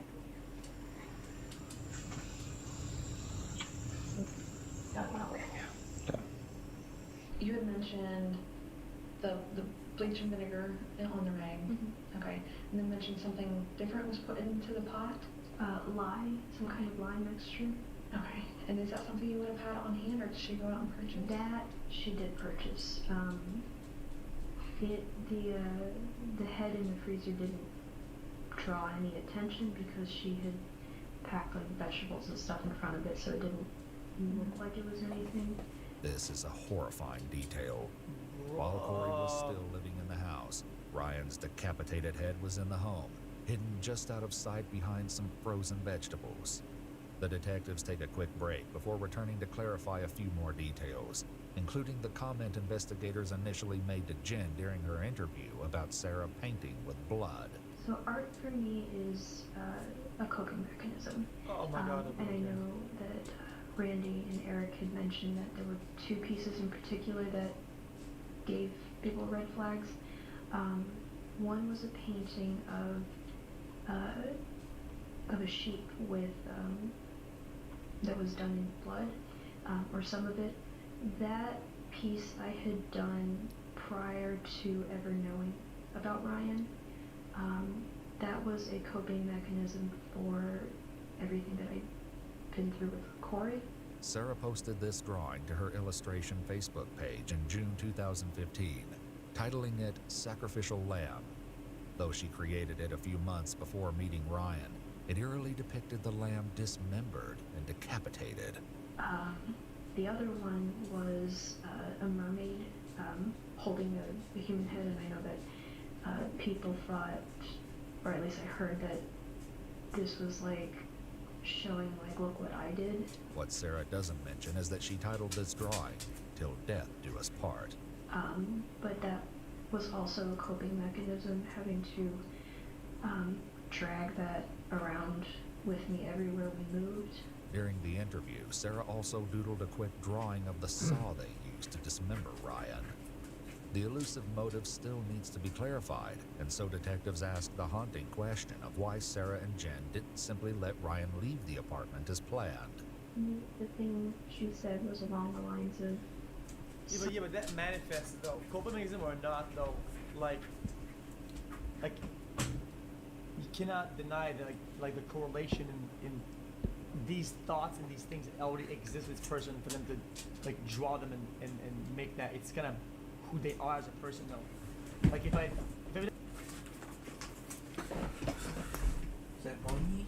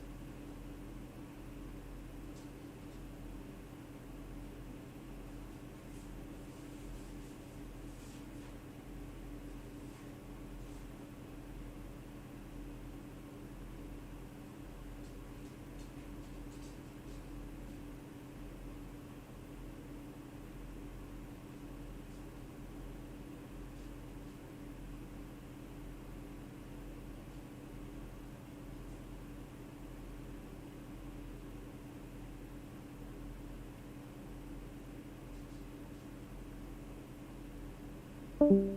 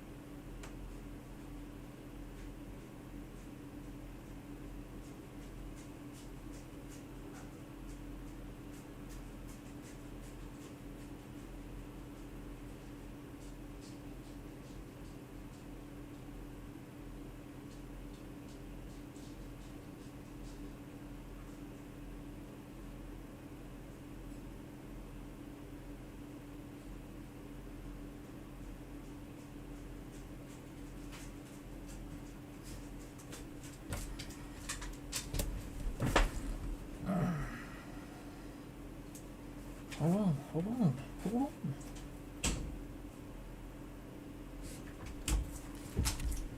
She ate good last night. She ate a bologna sandwich and a hang, an apple, a pepper, a banana. She's starving. She's starving. Yeah, she will. It don't matter what Move. you give her. Wait. I love you. Oh, you?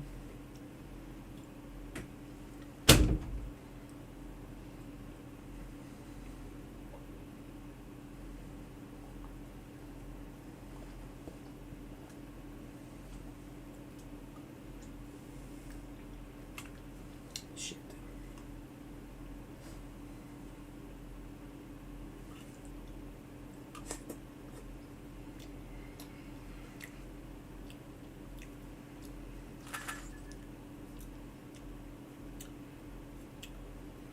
I'll give you these hard ones, huh?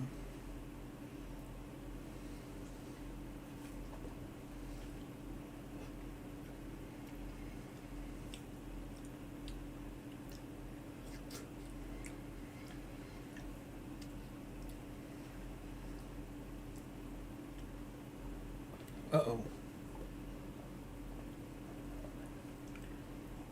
Damn it.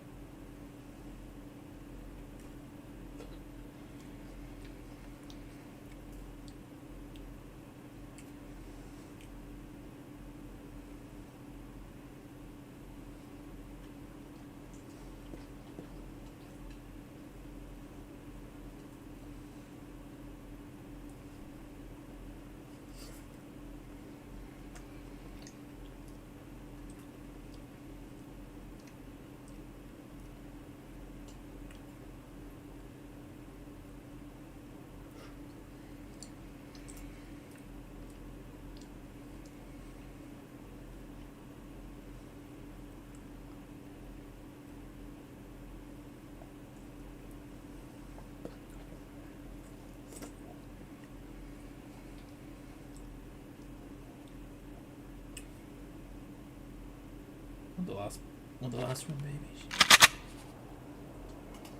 Two. All gone. All gone, babies. Jelly Willies.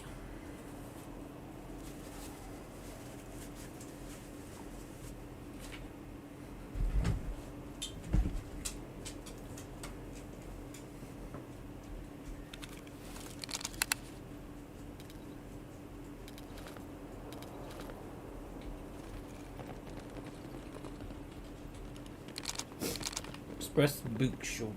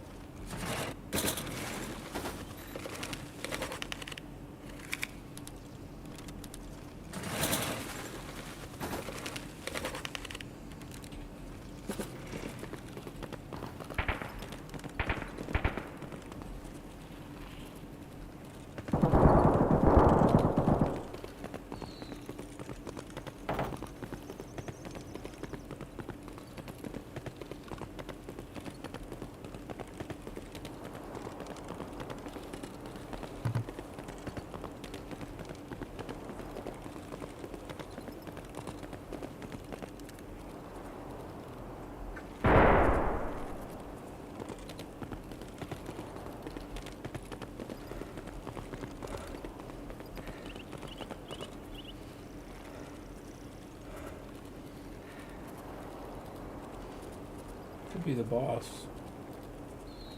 Ugh. If he's killed any of the guards, I'll fucking kill him. Jesus.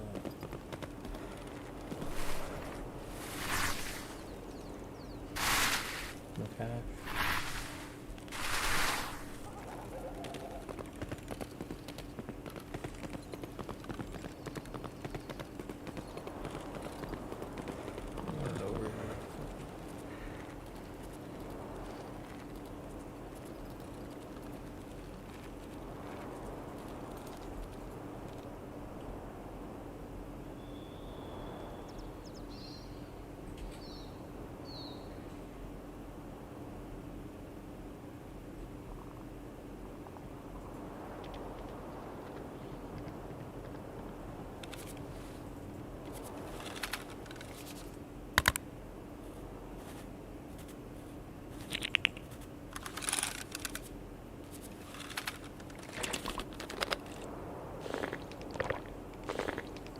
I should probably put that armor on him.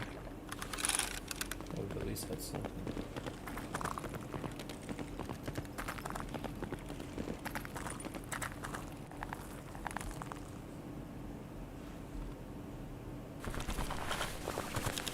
I think the boss may actually be up there.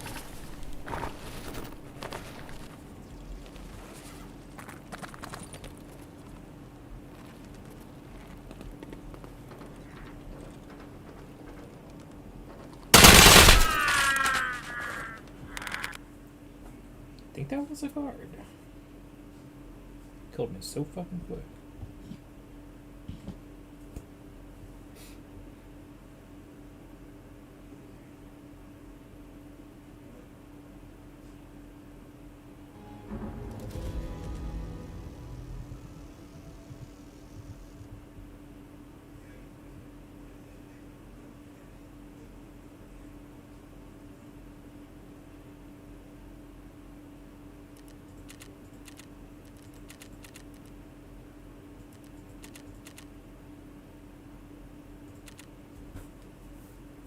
Shit, I did it. But I did it anyway.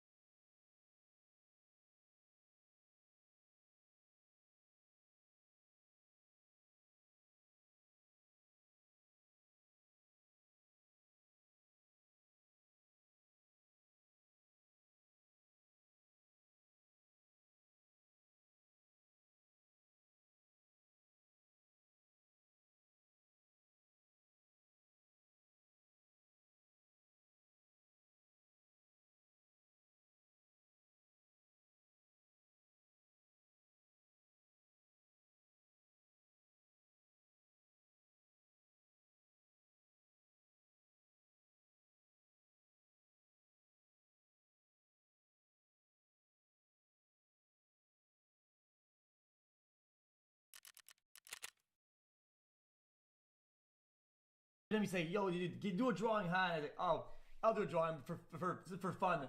And I draw this like darkness, like shadowy figure with a big smile. It's every single time it's that.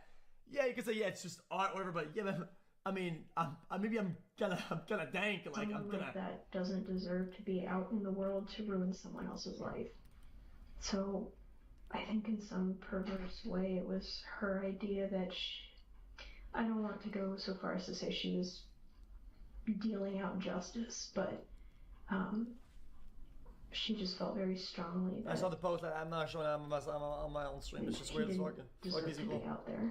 She said that if you want to transition, your goal is to just fit in, and that's what she tried to do. She didn't.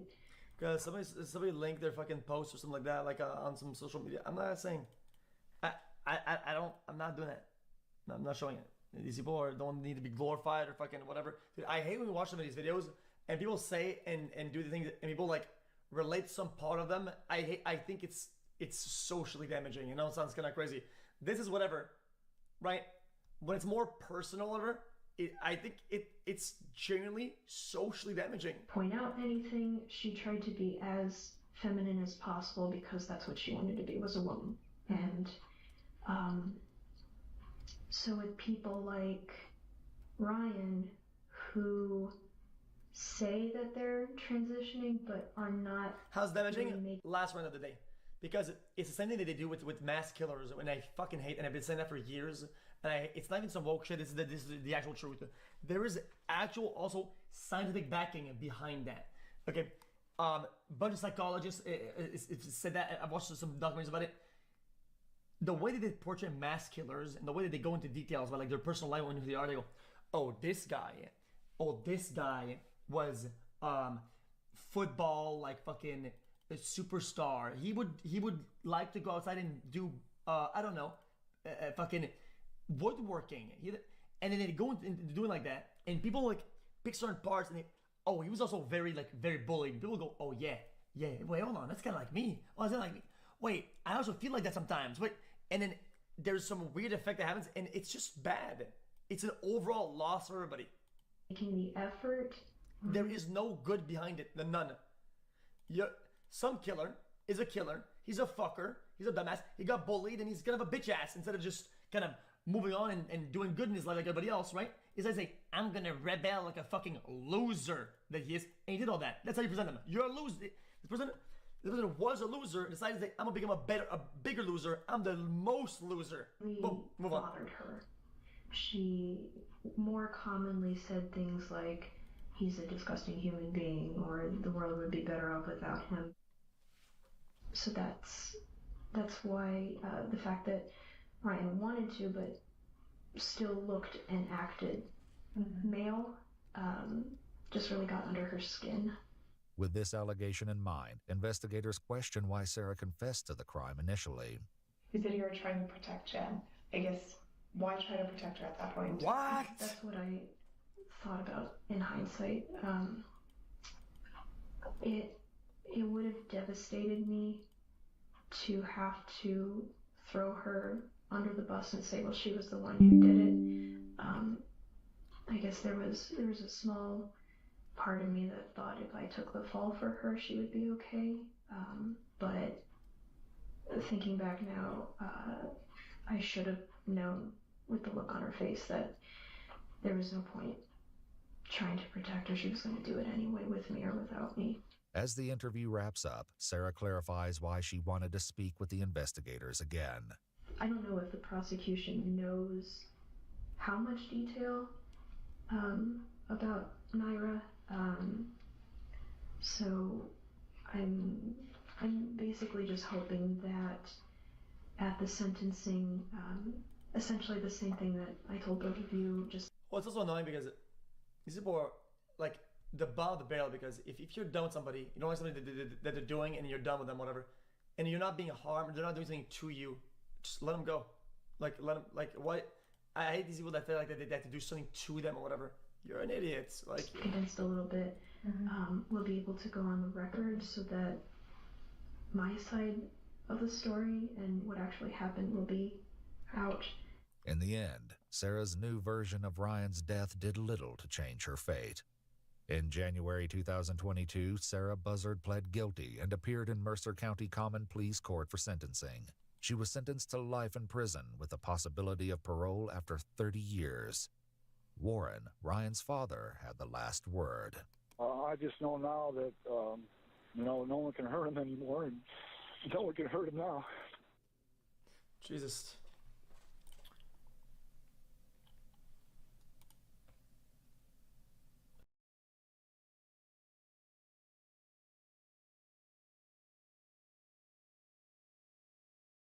This should be a good one. Hello, everybody. I'm Cinematose Kid. And I'm Buff Pro. And this is Chris Hansen on the True Blue Streaming Network. Take down Chris Hansen. Chris Cross. Apparently the guy they fight. They fight. I hope they fight him. Tase him. It's another one of those guys who knows Chris Hansen. As they should. And it should be a deterrent. They shouldn't show up. But they did anyway. Disgusting. Gross. So I indicated I was 15 years old, looking for sexual relations, and the individual text back says, if you're a cop or a vigilante, good luck in your hunting. What you're doing is good work. So it kind of makes us feel good, you know? Thought I had one, but he was like, you know what? On second thought, you deterred me. You were doing a very good job. You almost got me. No, that's what you want, right? That's what you want to happen. Still a deviant person, but not as deviant to go for a 15-year-old or, an underage girl. How does that make you feel when you see something like that? But there's still decent human beings out there. Right, and then maybe... I use that term decent. Yeah, loosely. He's nice. Well, he's still a freak. You should see what he's saying. Yeah. Oh, I see a camera already hiding back there, right beside under the box of cereal and the fruit gummies and the shoebox lid, the ramen noodles on the other side. What is that back there? Yeah, some ramen sideways. Yeah. Why can't they put the plates over the electrical outlets? Ever, and then none of these houses is there, isn't it? I guess they get like either houses that are open that they can rent, or they're still being worked on. Yeah, just whatever it's available, right? Like to the police, they'll let them use them. So imagine if it was like a pristine, super nice house, like back in the Dateline days. They have to pay for that one for the weekend. They got an Airbnb. Maybe Ghost is having an impact. Right. But Who is that face back there? Is that like another predator? I just saw that. Is that picture back there behind him? Who is it? I don't know. It seems like the meme house. They got like that. Whoever that back there is, there's like "run" written on the dust. I know. Yeah. Oh, they're having a good time today. All right. While that man would not come to meet a 15-year-old girl for sex due to her age, the same cannot be said for this guy. Uh-oh. He's got the earpiece in his ear? In his nude? Was he a truck driver or something? Like that's the only dudes I know in the modern age that use like the Bluetooth earpieces anymore, because like they'll be driving, you know? Right. Is that a barbed wire tattoo? That's what I was going to say first. It's like, I knew this guy was bad because it's either barbed wire or tribal. Oh, yeah. Oh, gee. How old is this dude? Because he was not older than us. He can't be older than us. No. That's even worse. Freaking the freaking barbed wire, or you prick the skin a little bit, make you bleed, or the tribal stuff. That was like 90s, early 2000s tattoos. He's like 35. Out there with his abs out, like facing at himself, like, God dang, I got my earpiece in, so I'm about business, and I got my extra large phone so I can watch stuff on it. There's always that joke of how like before video could be streamed on phones, like they kept getting smaller and smaller. Yeah. Like the jokes about like the tiny phones. But as soon as you could see some boobies on your phone, they started getting bigger. Whoa! got like tablets. I need a tablet. Walking around with a laptop on your hand. People got like their 32-inch monitors sitting there. Like, 29-year-old Christopher messages a woman on a hookup site asking her what kind of deal you trying to make. Hang on a second. Don't you blur that. Hold up a minute. I'm going to read here.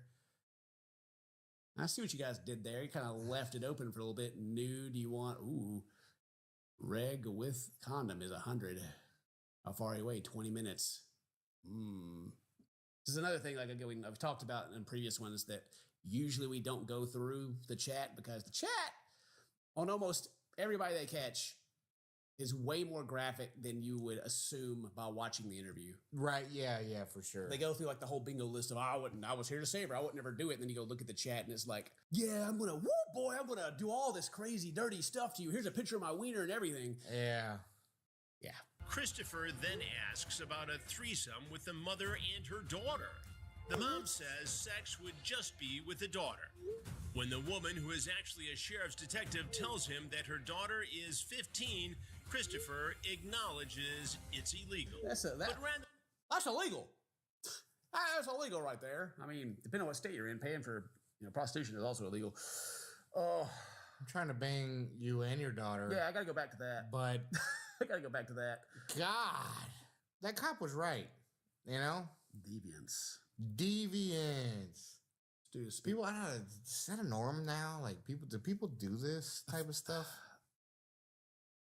The facts is that pornographic content that people consume does affect their expectations of real stuff, right?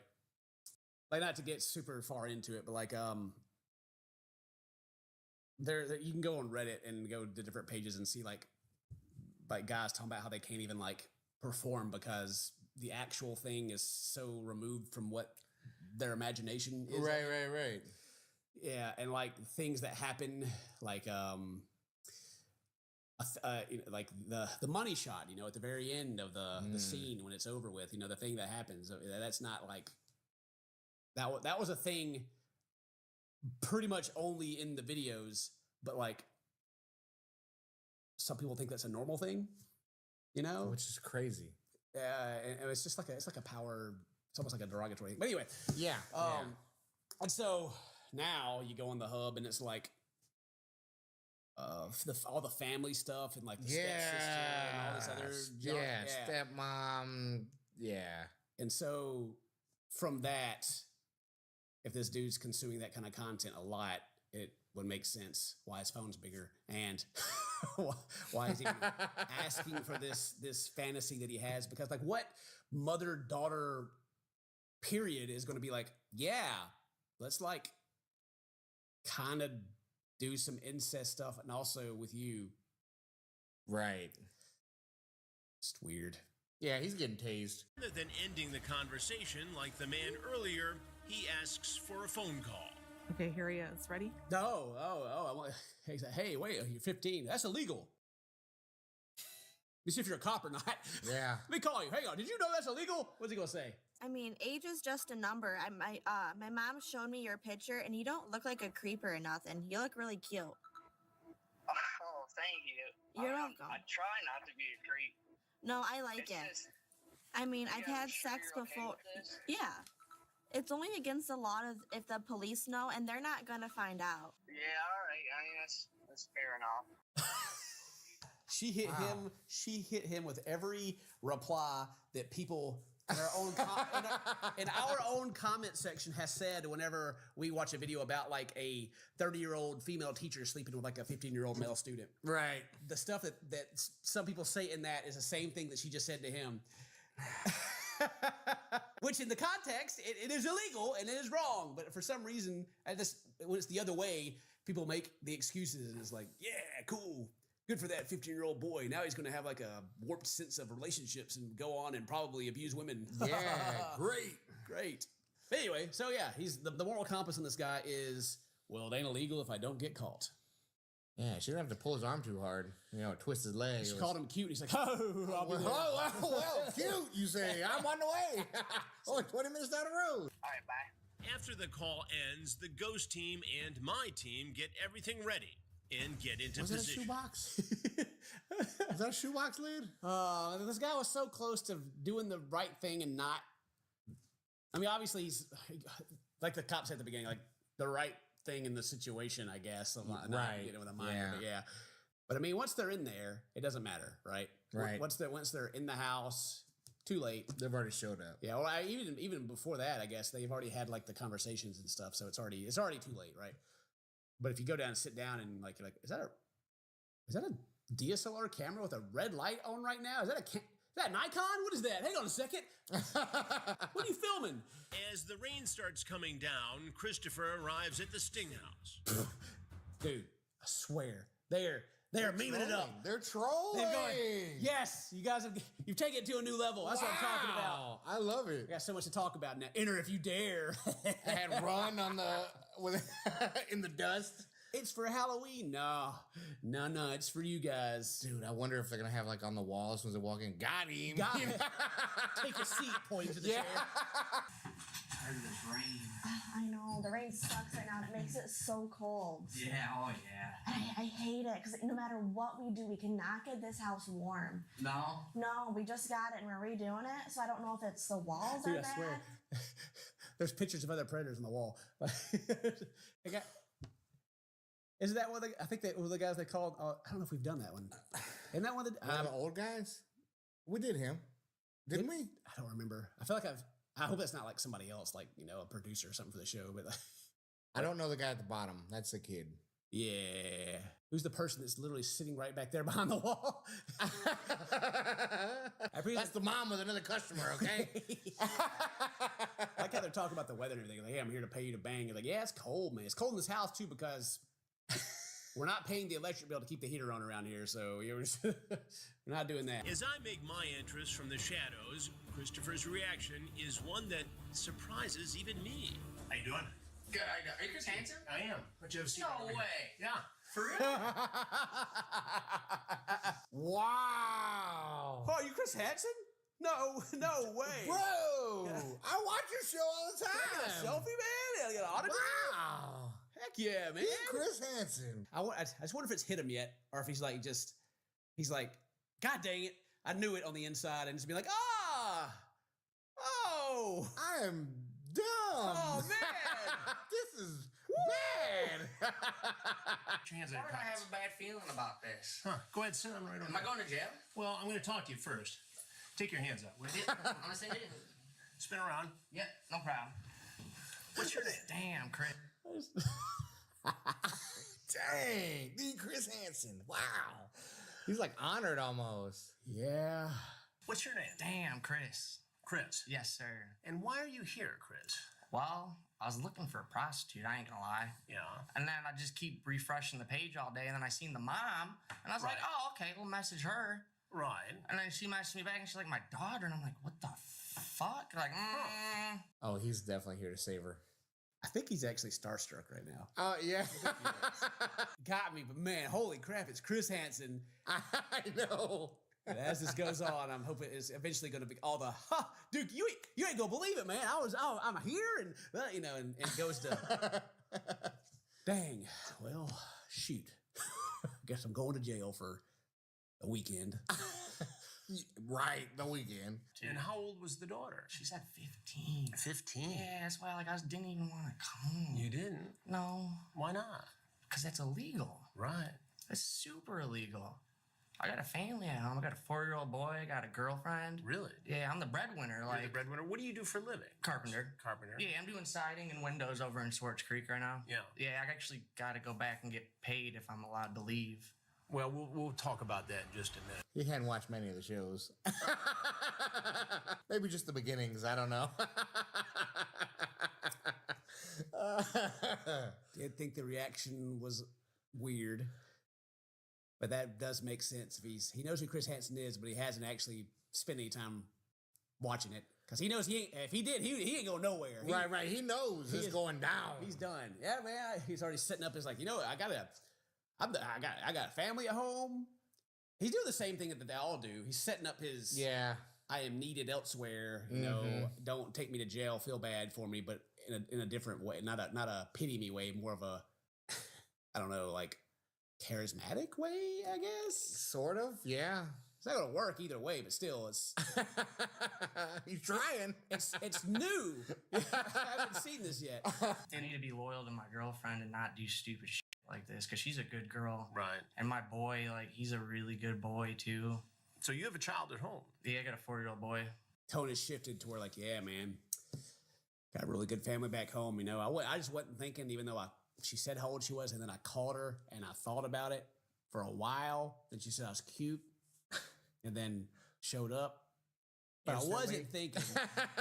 What he wasn't thinking is he'd get caught. Really, Right? Yeah. Well, I mean, she even said, "Hey, It's only illegal if you don't get caught. Yeah, that's true. I'll be there. And you got a girlfriend. Yeah, and she's loyal. And how old is she? 28. 28. Yeah, she's a year younger than me. All right. Wait, am I 20? Dude, 20. You don't know. I paused it, but he's about to ask himself how old he is. I do understand that because I forget. That's fair. But the man is 20, under 30, with a goddamn tribal barbed wire tattoo. One of the two tattoo around his bicep. Why? Come on, man. I guess that's like dudes our age that got like the Grateful Dead tattoos, right? Maybe that's the same thing, right? I don't know. I never did understand all the Grateful Dead stuff. I never did get it. And so I see your videos on Facebook all the time. I appreciate that. The second she was like, I gotta go get my vape real quick and walk off, I was like, all right, here comes Chris Hansen. He knew it. He knew it. Yeah. Here he comes. Yeah. I didn't talk about it when Chris Hansen first came out. Like the guy was like, are you Chris Hansen? I need somebody to slap me though, because my business is doing good. Right. I got lots of work. Like tomorrow I'm going to bid 5-6 jobs. Chris is about to slap him. I did too. He's like, I need someone to slap me. Chris is like, oh, do you? We've met Chris. I'd almost be scared of that slap. Oh, but he's got to garner for more sympathy here. He's got to go bid on 5 or 6 jobs tomorrow. Man, they got a Cedar Point Cup there. You ever been there? Cedar Point? No, Yeah. No, I haven't. Oh, it's amazing. Big theme park. Yeah, yeah. A lot of the fastest and tallest roller coasters. Really? Yeah. I don't ever need to go there. Roller coasters are scary, Dane. They are. They're terrifying. I'm actually terrified and afraid of heights, but I go and people talk smack, and then I'm like, what? Yeah, right. And I get in line, and then as soon as they let me up there to get in, I'm like, what did I do? Why did I do that? And then they lock me in, and I'm like, I made a mistake. I shouldn't be here. Whenever we went to Disney World when I lived in LA, I got to do the VIP. Oh. Okay, I got to skip all the lines. I got to go through all the back alleys and see everything, But when we'd go for a ride, and I skipped all the peasants, and, just went straight to the start with our VIP guide that we had with us. I would do that. I'd be like, oh no, I'm here and I'm with everybody, and I have to get on this ride. We just skipped them all. Now I have to get on. And the other VIPs are here with me. I can't chicken out, and I'd get on it, and of course, have my internal heart attack the entire time I'm doing it, and they'd be like, "All right, well, you guys want to go again?" And I'm like, "Please let me off." Okay, let's just go. The worst, I forget what ride it is. The one where you ride the log at the end. There's like a little waterfall. Oh, that was amazing. The one with the splashes? Yeah, Splash Mountain, actually. Yeah, there you go. The first time I rode it, the anxiety that ride builds up. It's just like a drop. You feel like you're coming out of your chair, but that's it. But when you get close to where it's time to drop, it starts playing kind of spooky music, and be like, "Ooh, it's time." Oh, really? I'm like, what do you mean? Oh no. Bad stuff happens in movies at this point. Oh, jeez. Anyway, all right. Yeah, my bad. I also noticed they took the shoebox away, and it's just a paper bag on top of the camera now. Oh, they're not even trying anymore. And what kind of work do you do? Roofing mainly. I try to do, yeah. So I'm trying to get my builder's license this winter. God dang roofers! This isn't the first roofer they've caught in the new shows either. Oh yeah, you gotta watch out for them roofers, man. Another completely sidetracked bit of insight, right? My dad works in construction and has all of his life. He'll often go on big rants about how hard it is to find good help. Oh yeah, because the guys that are good at their job, are good at any kind of construction, go and start their own business, and then they hire guys, and they of course got to get people that will work for very little. And especially in the roofing business side of it, for some reason, really, it's a little, it's almost exaggerated to where the guys that are working are there to get their beer / other money for the weekend. Gotcha. And so Monday's always a rough day. But I don't know, it's there's a stereotype. Monday's a rough day. There's a stereotype when it comes to the roofers. The roofers you got to watch out for, all right? Oh, okay, all right. What made you decide, Chris, to go online and look at a site where a foster mom was offering her 15-year-old foster daughter for sex. I didn't look for that specifically. Right. It was just on the website. On the website. Yeah. I refreshed the page, and there was the new one that popped up. And this got your attention. Well, I've been messaging them all day. Nobody's replied to me, though, and she's the first one that replied to me. It's not his fault. It just happened to be the one at top and happened to be the one that replied to him. It's just the stars aligned, you know. He messaged all the other ones all day long. I don't know what site they're on. It was like, God. Sounds like a Craigslist or something. He's like, really. thirsty, dude. He's like, I don't even care. Who is it? Yeah, come on. I'm getting into the doubt side of the story up to where he's like trying to downplay it, you know? Oh, yeah. Like, of course not. You know, that didn't catch my attention. I only asked for them both to be together. True. At the same time. Yeah. This is going to be really bad, dude. Like, Boy, once every sweating. 6 months or so, Right. I venture out Right. and go and sleep with somebody else. And then, Why do you do this? I don't know. Boredom, maybe, or just I'm tired of. I need something new to spice up the relationship. Maybe I'm a piece of shit, though. Really. Yeah. Well, you are cheating on your wife. Once every who 6 you said months. is amazing. Got a kid. Yeah. Well, once every 6 months, he has to venture out because he's bored. Yeah, I'd say that qualifies as garbage. I didn't realize from the other camera angles how much he's been sweating over here. Yeah, I know. It's a hot now he's getting a little nervous. It's that Chris, man. He's just putting all that pressure on. Oh, girl was talking about how cold it was in the house. She had like a blanket and everything, and he's over here sweating. Mm-hmm. Do you have any sense as to what kind of damage you could have done to a 15-year-old who was being offered up by her foster mom? Yeah, it's fucked up. Really. Yeah, it is. That's why I was like, I need to call to make sure, like, because this sounds like maybe the mom's a drug addict or something, Right. Pimping out the daughter. That's why I needed to call. I didn't ask any of those questions. Right. He was trying to score some drugs. She said he was cute, and he was like, "All right, I'm in." None of that came up. Nothing. Not a single bit of it. Is your mom is your mom on drugs? You know, this is wrong. Nah. Don't try to rewrite history. Cute, right? I'm on my way. I'll try to rewrite the story, buddy. Well, no, I'm probably gonna actually say I want the mom, because the 15-year-old thing, like, that's just No, but you illegal. had a conversation, and I heard the conversation. Yeah, just I did so have you a know. conversation. And the conversation indicated No, that I- you wanted to have sex with a 15-year-old girl, and that you were going to pay the mom because she was having financial difficulty. Yeah, Right? yeah. No, I was gonna get the mom. Then Chris just gives him the whole story back, and he's like, "Yeah, You're right. yeah." Oh, yeah, I forgot. Yeah. I say he's doing the same thing that all the other guys do. He's just doing it in a different, like, Less confrontational. yeah, like a like a friendly way. I don't know what word to put with it because it's weird. It's like it's almost like a car salesman. He's like trying to just like fast talk Chris Hansen. They're like, yeah, wait, I wouldn't want to go do that. You know what I'm saying? I got all these great things going on. You gotta let me go, man, because I got all this stuff going on. I just wanted the mom anyway. you know? Yeah, I came from the mom. That's what I was gonna do. So then you get to moments like this to where you're like maybe at the beginning you'd be like, you know what? He seems like an all right guy, but then as the story continues, you're like, no. And he's just been trying to weasel his way the entire time. Yep. How much money did you bring with you to pay the mom? I got 139 in my pocket. 139. Yeah. And you were going to give it all to her. Yeah. Definitely a roofer. Definitely a roofer. He was $11 short, and what are you gonna show up with the right He didn't amount? even show up with the full amount. Wow. 139. But I got this much cash on me. Trying to work the discounts. I'm here, you know. I got this is all I got, you know. Take it or leave it. Oh man. He should have stopped on that other job on his way here so he get all the money. And like I said, I see your videos all the time, and those guys are creeps, and they should be killed like pedophiles. Woo! And yet, here I am making a stupid fucking decision.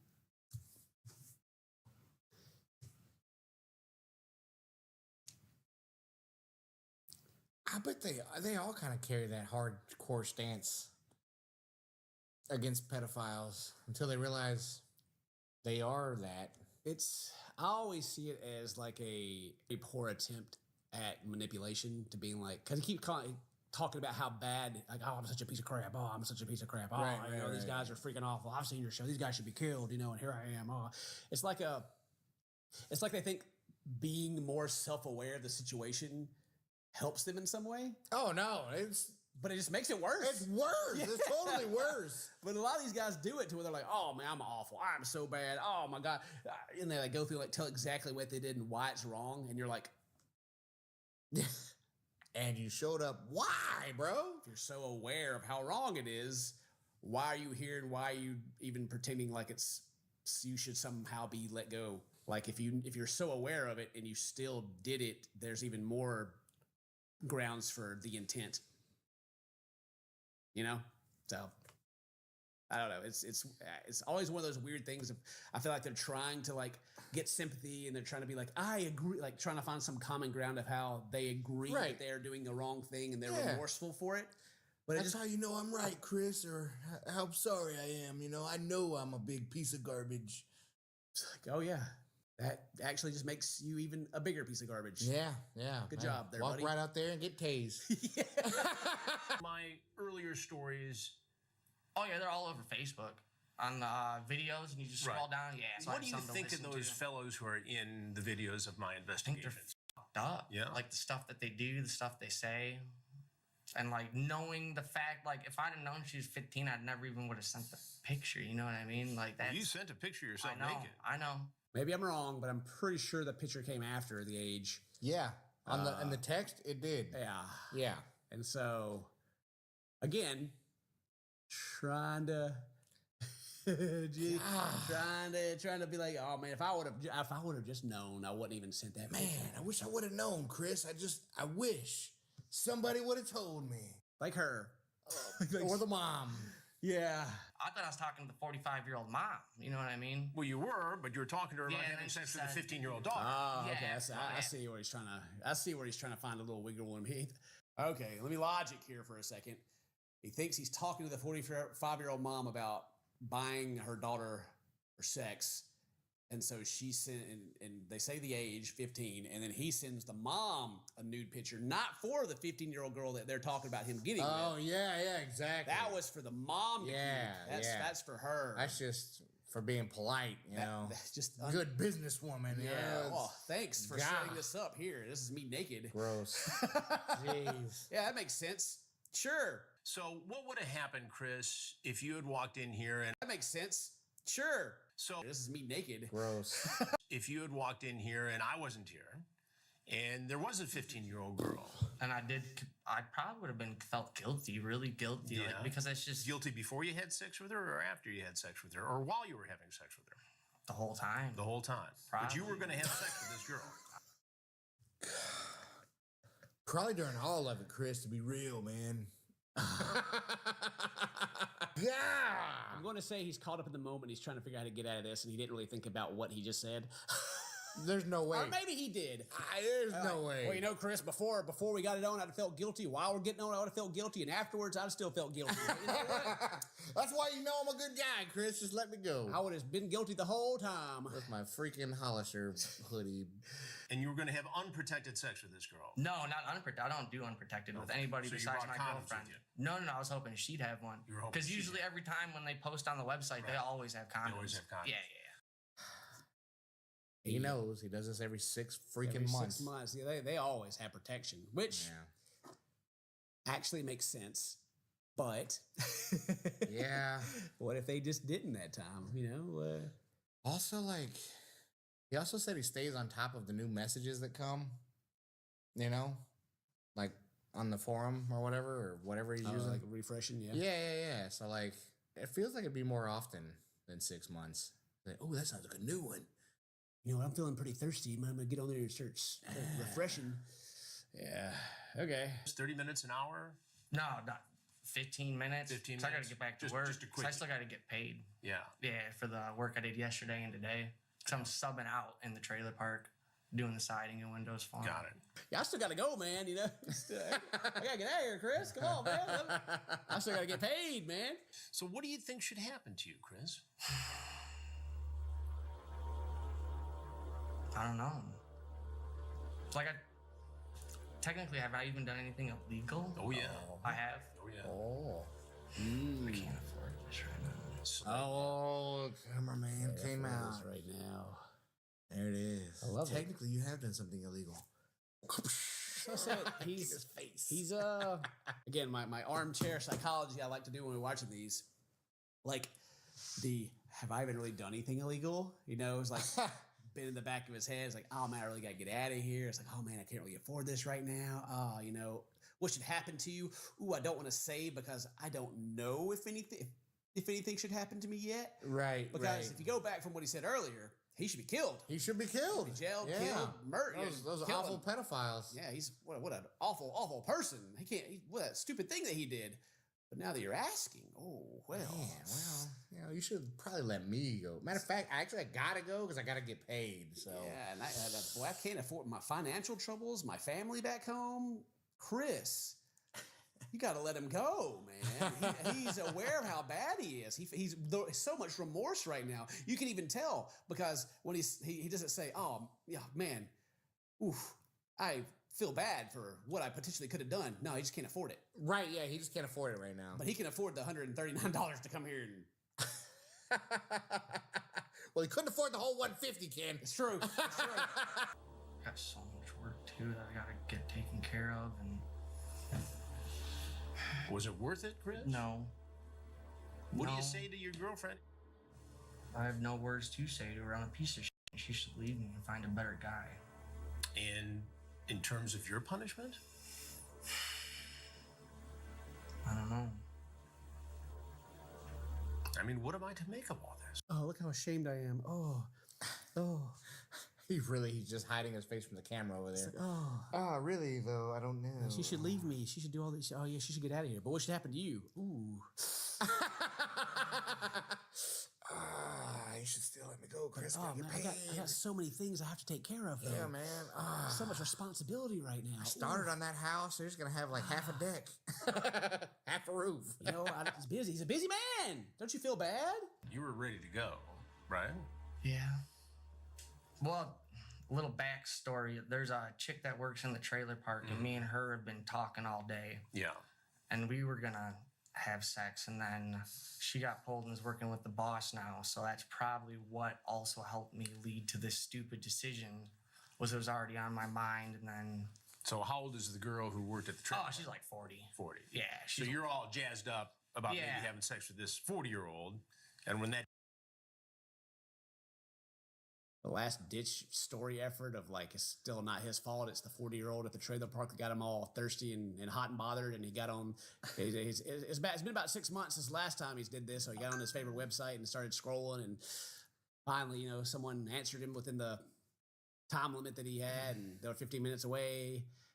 It's this 40-year-old freaking cougar at the trailer park's fault. I know, man. I can't believe it. He can't go with blue balls. He can't go back home to his girlfriend or anything like that. No. He's out there working at the trailer park. Yeah, he's got to go somewhere. She went with the boss, you know, so god dang it. Can't believe he took her. Got cop blocked. Just left high and dry. Chris, come on. This guy, he's suffering right now. You know how blue his balls got to be? Think of his prostate right now, Chris. He can't handle this. You figured, well, I'll just go have sex with a 15-year-old then. Well, not. I mean, yeah, you're putting it that way. It makes it sound bad, but. Well, it is bad. That's why it sounds bad, because it is bad. Yeah, I know. Chris. I know. I'm going to jail, aren't I? Mm-hmm. I am? Mm-hmm. Now he's mad. I thought you watched Chris, bro. Come on, Chris. I thought you watched Chris. Even the fact that he had to ask, like, I'm going to jail, aren't I? Yep. He's like, I thought it was working. I hit him with the word jitsu like I do my girlfriend when I'm cheating on her and she catches me all the time. God dang it. We were bros. I hit him with every trick in the book. Crap. I can't afford this. Is there anything else you want people to know? I wish I was dead. I keep making stupid decisions in my life, and I'm tired of it. Like, I don't know what's wrong with my brain, but I don't know if life's just too good. I self-sabotage so much. What is it about you that does that? I don't know. Is this one on the bingo card? Of like, I wish I was dead. I just keep messing up. Man, I'm such a bad... What is wrong with me? Whatever it is, it's completely out of my control. Yeah. It's just like... It's my brain. It's just this thing that happens. the consequences of my own actions and the actions that I choose to do that I can actually control, but I just don't. It's like it gets to this point, it's like suddenly like trying to blame like a mental disability that he just can't help himself. I mean, maybe it's like a fantasy or something, but either way, it's illegal. So right, yeah. I keep murdering people, and I just don't know why. I'm just so messed up. Well, yeah, you're still going to jail for murder. Dang it, I got so many jobs to do, though. My IQ is really high. I really honestly don't. I've been through drug counselors. I've been through regular counselors. Are you high now? Did you just say his IQ is really high? That's a problem for him. He said that along with all these problems. My IQ is really high. I really honestly don't. I've been through drug counselors. I've been through. His IQ is really high. Yeah. That's why he can't figure out what to do in the situation. Right. That's why he's just too smart. He's too smart. He can't figure out what to do with himself. He hasn't passed the builder's test. He's almost 30 years old. But the IQ thing, I don't know. I feel like he feels that he's smart. Tells himself that he's smart. Probably went through life fast talking people and kind of getting his way a little bit, here and there. Yeah. Probably worked for him a little bit. Getting some sympathy. Yeah, he's been on Facebook seeing the Chris Hansen videos, and he also took the Facebook IQ tests. I like those. I am super smart on those. Yeah, genius level. Man, and if you pay like $5, you can take the real test. I've been through multiple counselors, and they all tell me I'm good, and I seem like I got a good head on my shoulders, and I got my life together. But you've been in trouble with the law before? Oh yeah. Theft. All this was, like I said, years ago, though. Right. And I'm trying to do good. Like I said, I want to start a business. I want to get my family together. It's crazy. It's like... I hate thieves. I can't... What awful timing for all this. He had just figured out his plan to get his life together. Yeah. He just had it figured out. Like I had an epiphany during this interview. Genius level IQ, you know what I'm saying? Yeah. It works that fast. It's like when you're looking It's like boom. It's like when you're looking at your potential future ending, all of a sudden, like, all the answers of how to fix my life are suddenly so apparent that I've chose not to do this entire time. I think at this point, it's not even for Chris Hansen. It's just like the sympathy. If he is playing 5D chess right now, it's for the people, the judge watching this or whatever. Right. Yeah, it's got to be. I've been through all these counselors, and they say I'm good. Oh, like being self-aware. It's the same thing I said earlier about like, I am so bad, I shouldn't be doing this. And he goes to counseling for it, and is like a perfectly normal person. They're like, yeah, there's nothing making you do this at all. You're capable of making You were literally decisions just choosing to do this. Yeah, absolutely. And obviously, you keep getting away with things from the way you're talking to Chris this entire time. Unfortunately, you're not getting away this time. Or fortunately, I should say. Yeah, exactly. Fortunately. Do you know who the sheriff is here in Genesee County? No. Well, you're about to meet some of the people. Okay. Oh, yeah, no problem, guys. Anything else you want people to know, Chris, about this predicament? My girlfriend's going to be heartbroken. My kid's going to be heartbroken. What about your folks? My parents are deadbeats, to be honest. Okay. I love that. Okay. So anyway. Chris ain't playing into that. He's like, yeah, sure. All the things he said are true. And it just goes more into the whole being self-aware thing. Doesn't like, yeah, you've destroyed not only your own life, but the lives of the people around you and the ones you love. Yeah. Congratulations. But like you said before, right? There's still, he feels bad about all of that. Huh? And he just don't care about what would have happened to the child. Oh, well, that's a hypothetical now. The child's not real, so it's not reality anymore, Dane. Right. Yeah. So recently I just got this. It's a sleep tracker. And they say if you love something, put a ring on it. And I love sleep. And ever since I've gotten this thing, my sleeps have been good, but not perfect. Until tonight. Because I've curated the most insane nighttime routine that guarantees the best sleep of my entire life. Hopefully. The perfect night starts with what goes inside you for dinner. Anyone and everything else is fair game. Essentially, I am meal prepping for my dreams. So we're gonna go inside, pick up some foods that are optimal for my sleep.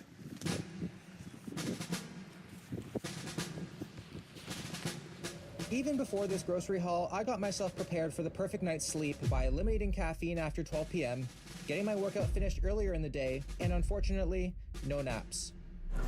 Kiwis look like kangaroo balls. Not that I've ever been that close to them, but just...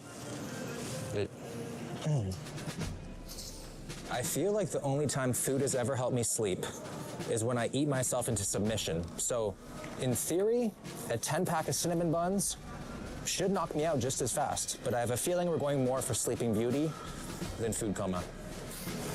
Time to get some salmon. Salmon. Pick me, I'm the best salmon. I'm the best salmon. Delicious. Pick me, I'm the best salmon. I'm so delicious. Pick me, I'm the best salmon. Choosing between farm salmon and wild salmon, it's like choosing between a guy with a 4.0 GPA or a Hell's Angel. Like, I know which one is better for me, but I always end up opting for the other one because it tastes better. Farm salmon tastes better. I'm putting this back. Although the color is just substantially different. You know what? Maybe I'm gonna do it. Wild salmon. Walking by the pharmacy, it was really tempting to just grab a bottle of NyQuil and slam it before bed. Doing things naturally is always less fun, but then again, having working kidneys is fun too. I did read that dark chocolate apparently helps with sleep.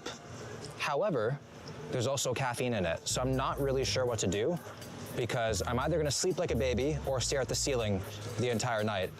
And I don't wanna play blackjack with my sleep tonight. But it's chocolate though. Can't do it. We're getting 99 sleep score. Up next, cherry juice. Cherry juice is hiding from me.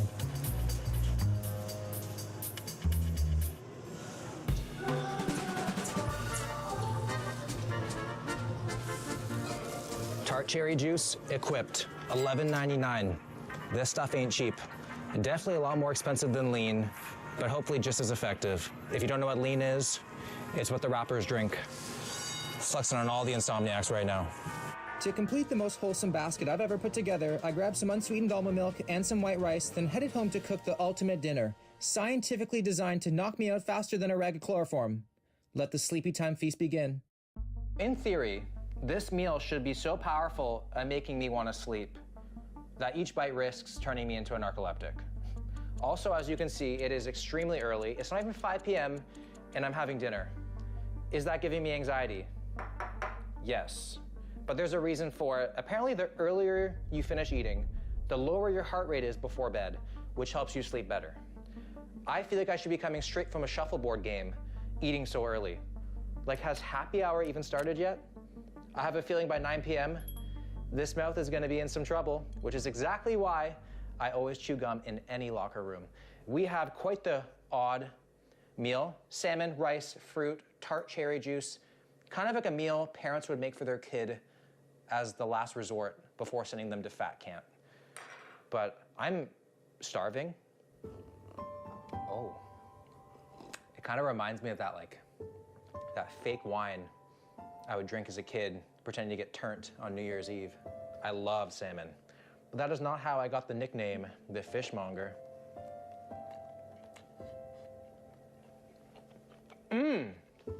I feel like I'm on the verge of getting dentures eating so early, but there's always a method to the madness. Bedtime is set for 10 p.m. sharp, meaning we have exactly 5 hours to prepare. Time to get to work. Up next, we have progressive muscle relaxation, and this is an exercise where you tense all of your muscles one by one, and then you release. It's supposed to de-stress you, help with insomnia, so I guess I was on the right track with my nightly Kegels. Also, do I have to tense muscles that I'd rather forget exist? I'm looking at you, calves. Anyway, I just pulled up a 20-minute YouTube video, and I'm gonna follow it, and we're gonna see how it makes me feel. I just realized my heart is a muscle. Am I supposed to stimulate a heart attack? To begin, I'll ask you to imagine a ball of light. The ball of light is about the size of a ping pong ball, and it glows yellow in color, a warm yellow glow like the sun at dawn. Let's move that ball of light up to your calf muscles. Move the ball of light right to this. Starting at my toes and slowly working my way up the entire body, I guess there is a point in flexing without a mirror directly in front of you. Despite my faces in these moments, it was extremely relaxing. Lucas is my goat. People who suffer from insomnia often report that practicing progressive muscle relaxation at night helps them fall asleep. Simply tensing your muscles and slowly releasing had been shown to reduce symptoms of depression, anxiety, and stress.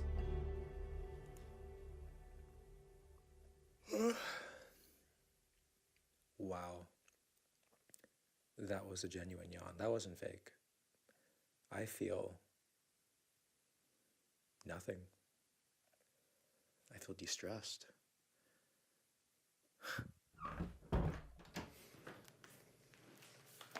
Up next, we have journaling and writing down our worries to prevent nighttime overthinking. Do you ever just get in bed, end up staring at the ceiling, stressing about the work you have to do tomorrow, or stressing about really whatever? I do every single night, and apparently writing it down helps with that.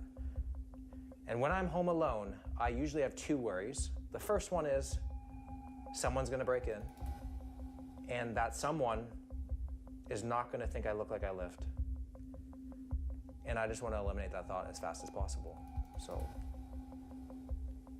do I just write that down? Like, I mean, I feel like I'm manifesting this shit. No matter what happens though, I'm gonna get through it because I'm gonna be able to sleep through anything. I have a feeling that this is the night an Amazon delivery is coming at midnight. Like, if the doorbell rings, all of today's efforts are instantly undone. Making a to-do list is a process that's both satisfying and slightly alarming because, let's be honest, am I organizing my life or just procrastinating in a more sophisticated way? The answer, it remains unclear. Well, I just wrote down my to-do list for tomorrow, and I have a feeling that this is where productivity meets wishful thinking. Regardless though, the fact that I wrote it down, the fact that I have some sort of plan, I think that might help me tonight. Time for the next sacred step of this evening routine, a glorious hot bath. Whoa! Oh my God. Oh.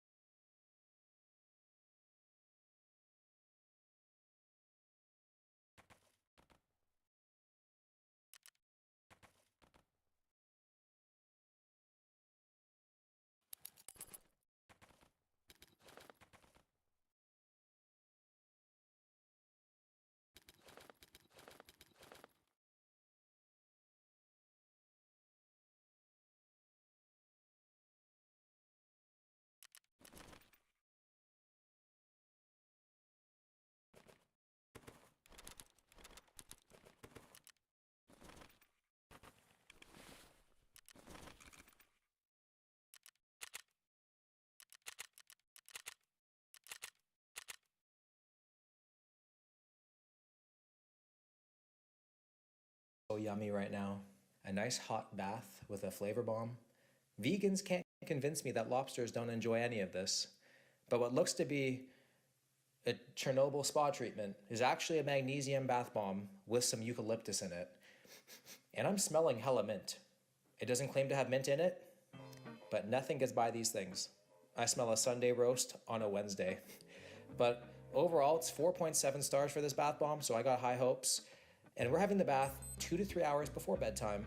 The reason for the bath is that when you have the bath, it drops your body's internal temperature, and when your body is colder, it helps produce melatonin. So they say. But I'm boiling right now.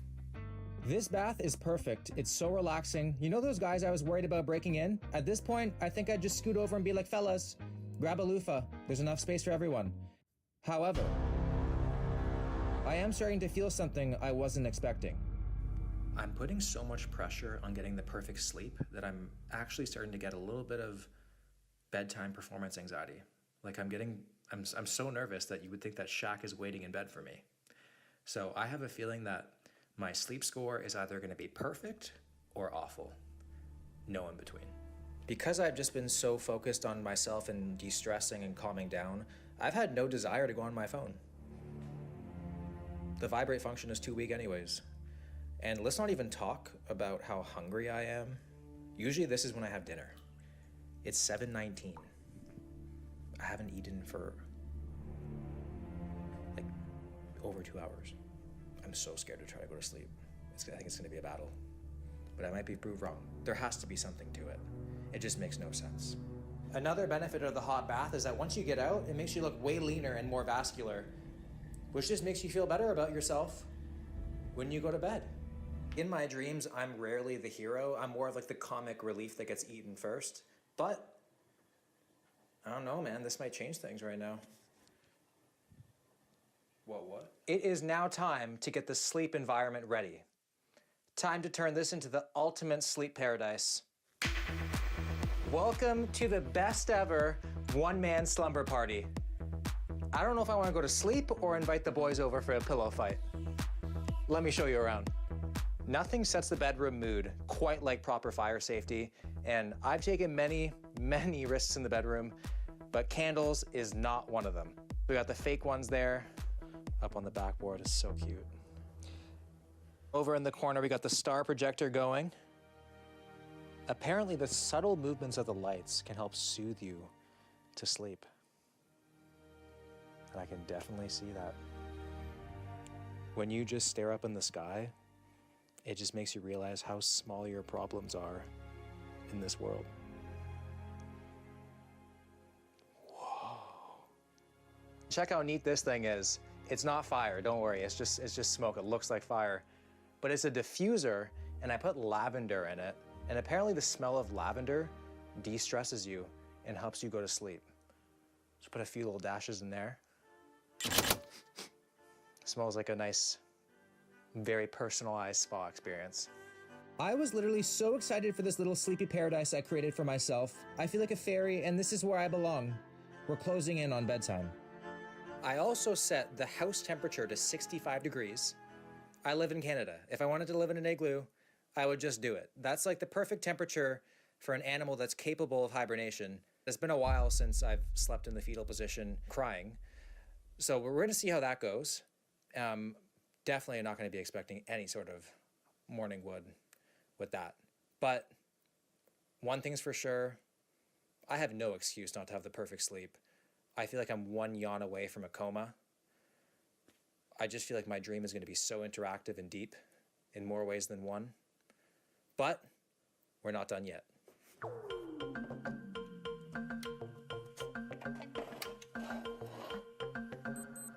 As you can see, the red light is on. Black light would make this place light up like a Christmas tree. But we have a mini checklist that we need to get through, and this is really gonna calm me down before bed. So let's get to it.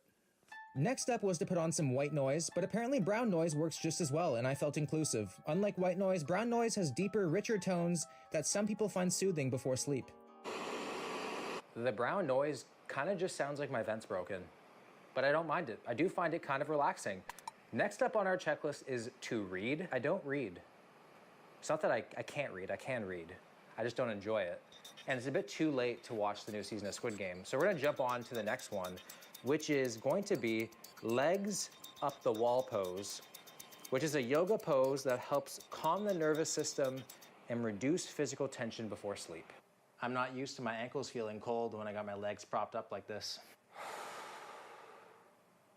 That is quite nice though.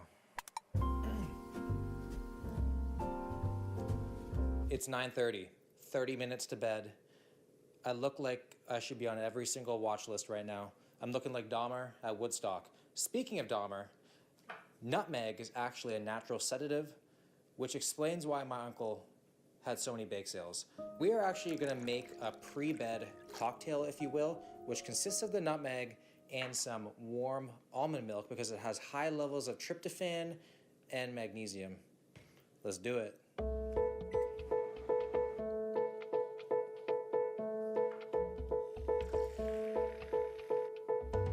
It smells quite nice. And because I frothed it up, it has a beautiful foam on the top. It's like my own Starbucks drink. Warm almond milk and nutmeg is what I've always imagined Santa to taste like, but I was sadly mistaken. When I met him at the mall, he was serving something else. This, it hugs your heart. It's very warm and comforting.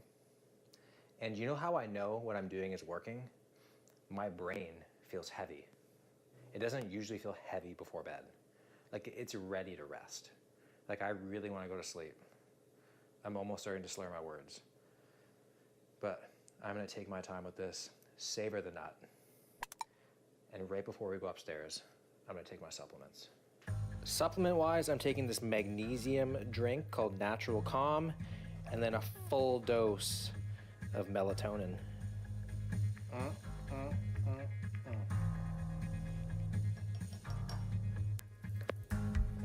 The magnesium that I've naturally produced throughout this routine, on top of supplementing magnesium, I've reached super physiological levels of magnesium in my body. I'm a non-natty sleeper. Then right before I finally made it to bed, I spent some time with my son, Boba. Studies show that simply interacting with an animal is enough to reduce stress hormones, heart rate, and blood pressure. So I'm currently naked and only wearing socks. And yeah, it's weird. I can't be the only one that thinks that wearing socks to bed is psychopath behavior. But given the fact that the house is at 65, I don't think a sock is such a bad idea. But apparently, by warming your feet, it increases blood flow and helps you fall asleep quicker, which is the theory. Now I know you guys are gonna think this is kind of crazy, but we got Honey in the bedroom. And when Honey enters the bedroom, I'm usually stuck to the sheets and way closer to pulling an all-nighter than getting a full night's rest. Gotta love those Craigslist days. But apparently, Honey can help promote the production of melatonin by giving a slight rise in insulin levels. So we're gonna have a little tablespoon. Honey for sweet dreams. And to be fair, Winnie the Pooh looks to have a banger of naps.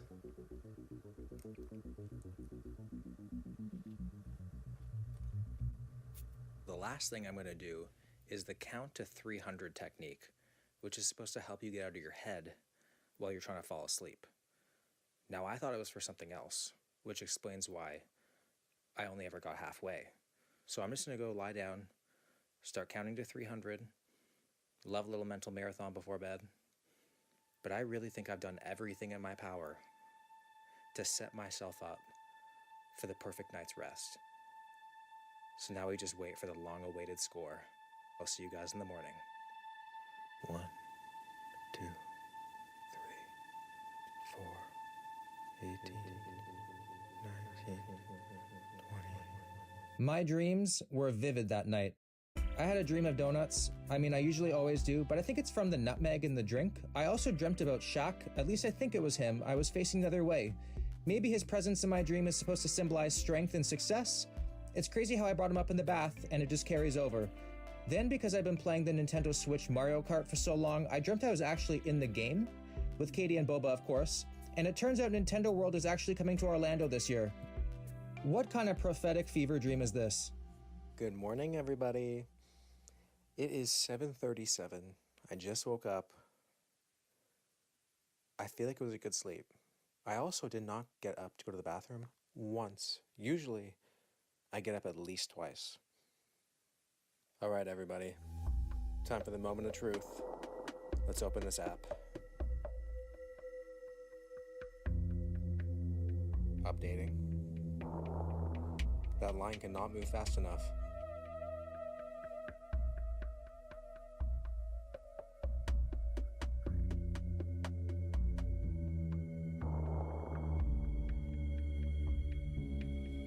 Oh my god, my heart's actually pounding.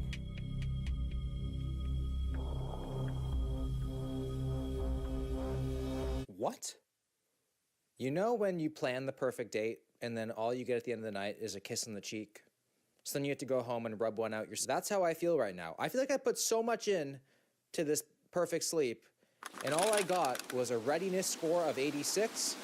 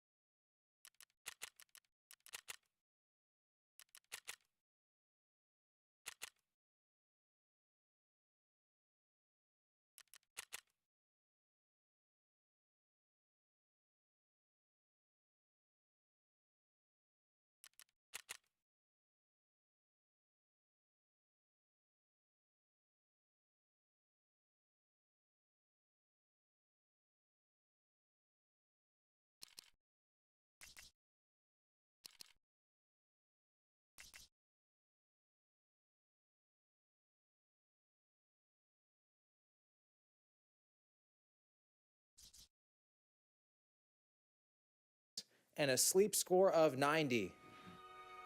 What the heck? I was expecting minimum 95. But let's find out a little bit more here.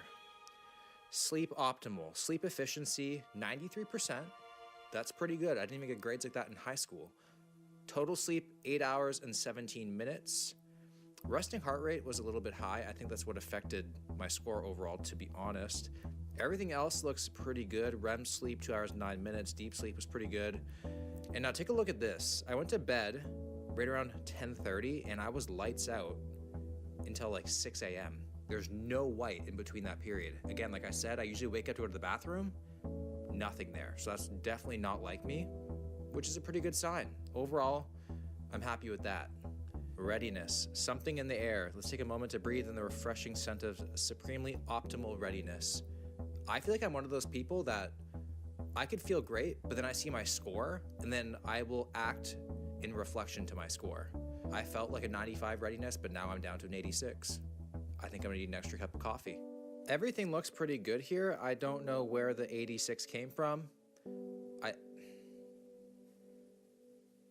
All I can say is that we're just gonna have to do better next time. Despite all my hard work, I'm still 10 points away from the perfect sleep.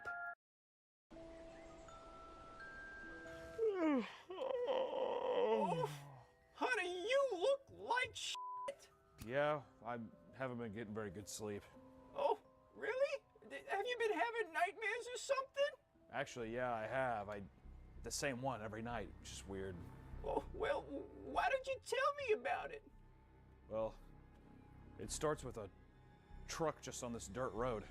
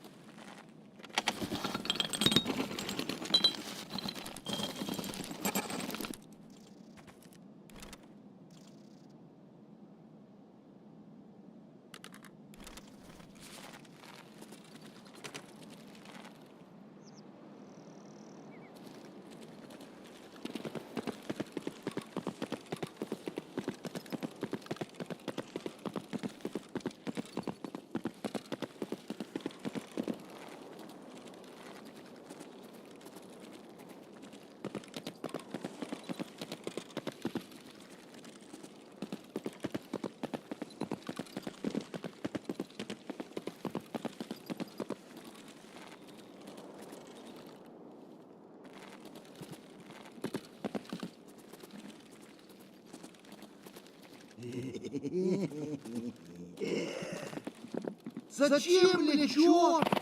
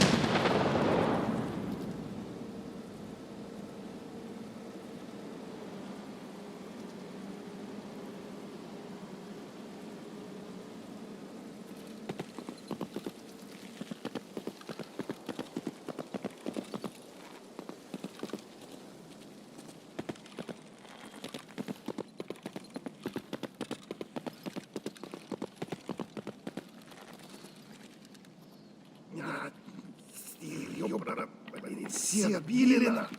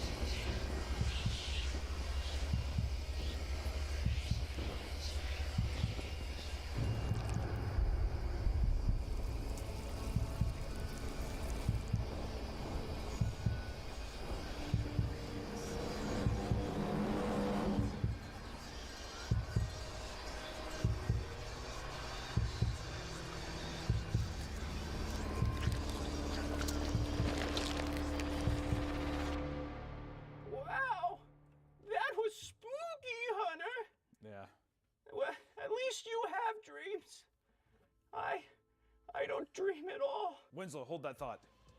I wonder what people dream about. Real human beings and not gross computer people like yourself. I bet people post it online all the time. I have to go find out. I hate you. Welcome back to the Papa Me channel. How you doing? How you doing? Come on in and sit on down because today we're talking about nightmares. More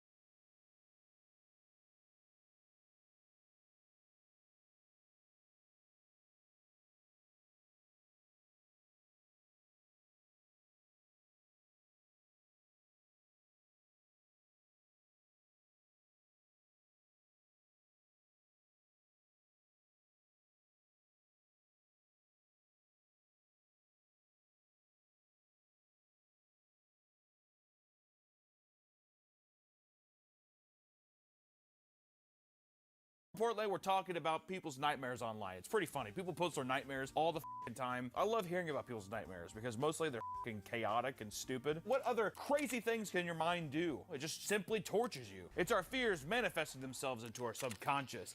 It's crazy. It's metal. It's deranged. It's kind of crazy because they can be about all sorts of things. Maybe a home invader. You ever have someone break in your house? I have. It's terrible. It's very scary. Or someone hacking up your body, which is very gory. Oddly enough, not as scary as a home invader. You could combine the two and then it's a real nightmare. Other times it's just, you know, your teeth falling out, maybe a giant bug attacking you, or maybe you're naked at school, right? My worst nightmare would probably be if I was like in a pit of snakes, or if it was one giant snake. I don't like snakes. Anything involving snakes, I don't like. Today's video is sponsored by our partners over at Factor. Are you looking to eat healthier but don't have the time? Well, Factor is here for you. Factor is a subscription service that brings nutritious meals to your door. All you need is 2 minutes to heat, eat, and enjoy. Factor has been my go-to dinner when I'm working at the studio. I like it because the food is restaurant quality, but it's quick and easy to clean up. Plus, Factor is flexible, so I can adjust my order sizes as I need to without any hassle. And with over 35 meals to choose from each week and specialty options like keto, calorie smart, and vegan, you're sure to find a dish that works for you. During the week, it's hard to keep up with everything, so skip the grocery store lines, the prep work, and cooking fatigue, and just get Factor! Head to Factor75.com or click the link below and use code PAPAMeat50 to get 50% off your first Factor box and 20% off your next month's order. That's code PAPAMeat50 at Factor75.com to get 50% off your first box plus 20% off your next month of orders. Thank you to Factor for sponsoring this video, and back to the video. I think before we dive into it, we need to ask ourselves, why? Why do we even have dreams? Have you even thought about that? I haven't really thought about it, so I looked into it. And this is what I came up with. Everyone experiences nightmares periodically, but only 2 to 8% of the adult population is plagued with persistent nightmares, which is Nick behind the camera. I don't think there's been a single day he hasn't come in and he's like, I slept bad. I was having nightmares. My dog woke me up. And they are often brought up by stress and anxiety, but many factors can induce an episode, such as drugs and medications, eating habits, sleep deprivation, and mental health conditions. Nick, I need you to blatantly say that this is a fine work environment. This is a lovely work environment. I had nightmares before I worked here, so.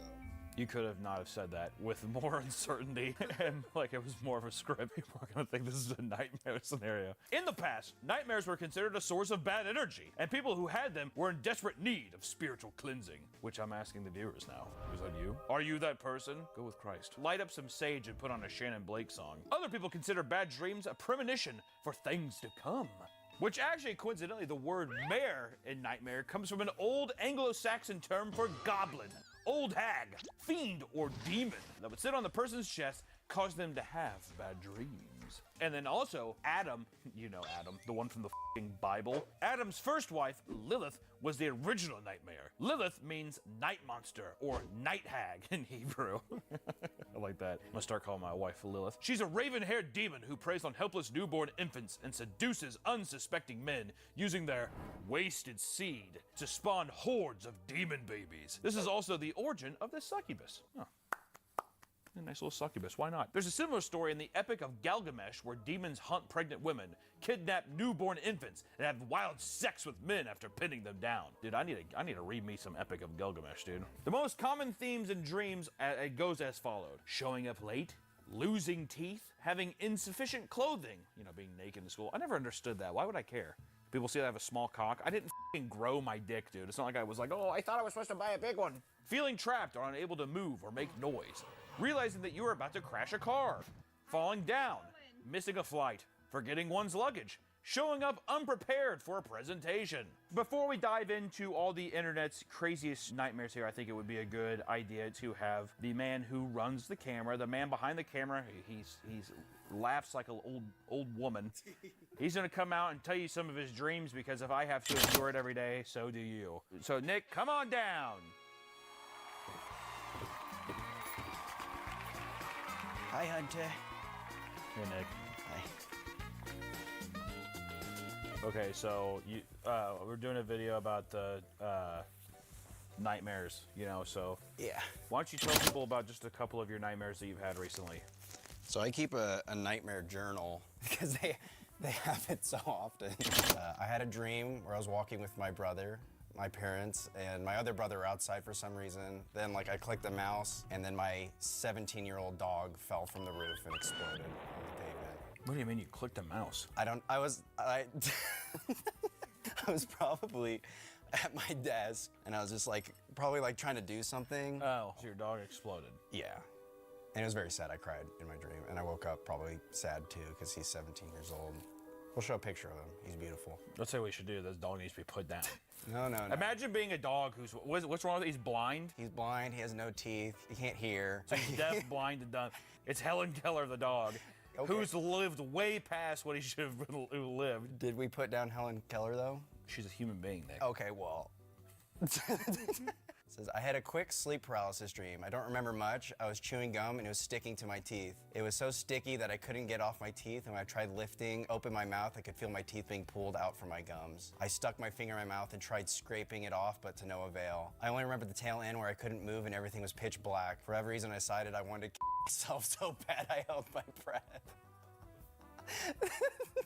This woke me up. Now I know a trick to end my sleep paralysis.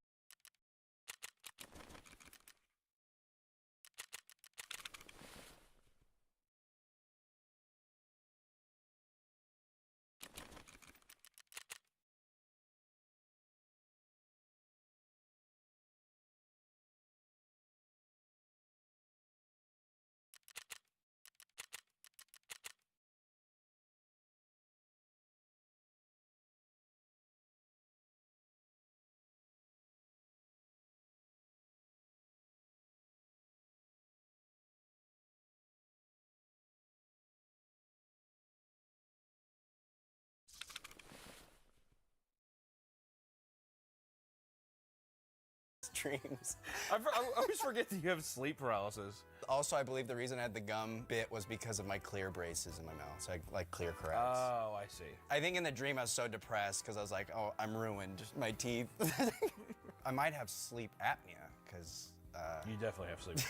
You 100% have sleep apnea. All right, so this one's from 2017, December again. 2 days after Two Christmas. days after Christmas. What is up with Christmas? I don't, you tell me. This was a really long dream. I was at a school with a giant pyramid, and I used to be a custodian before I was working with Hunter. Like, I hired a janitor. All of a sudden, panic struck everybody around us. People were running and hiding around the pyramid building. I could hear people saying, he's coming this way, hurry, run. I didn't know what was going on, so I ran faster. This is a school shooting nightmare. Yeah. As I'm about to turn the corner, the people running to my side duck in some bushes. Out of fear, I began to follow, but it's too late. A guy with a gun is right at the corner.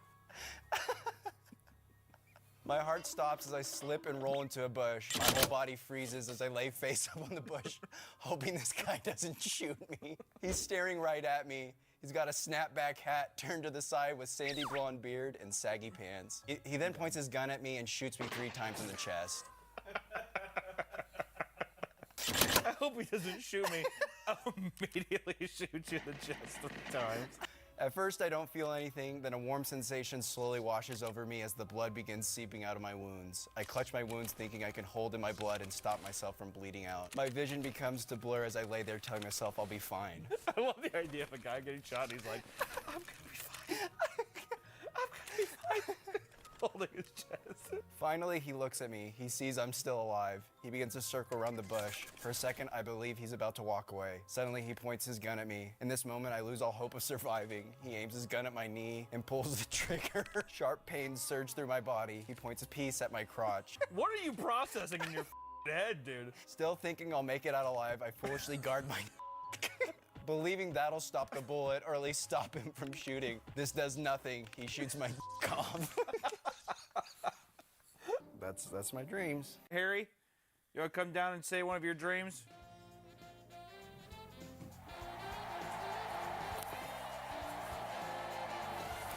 What are you guys doing up? Just talking about our nightmares. Talking about our nightmares. Do you have any nightmares that you want to talk about?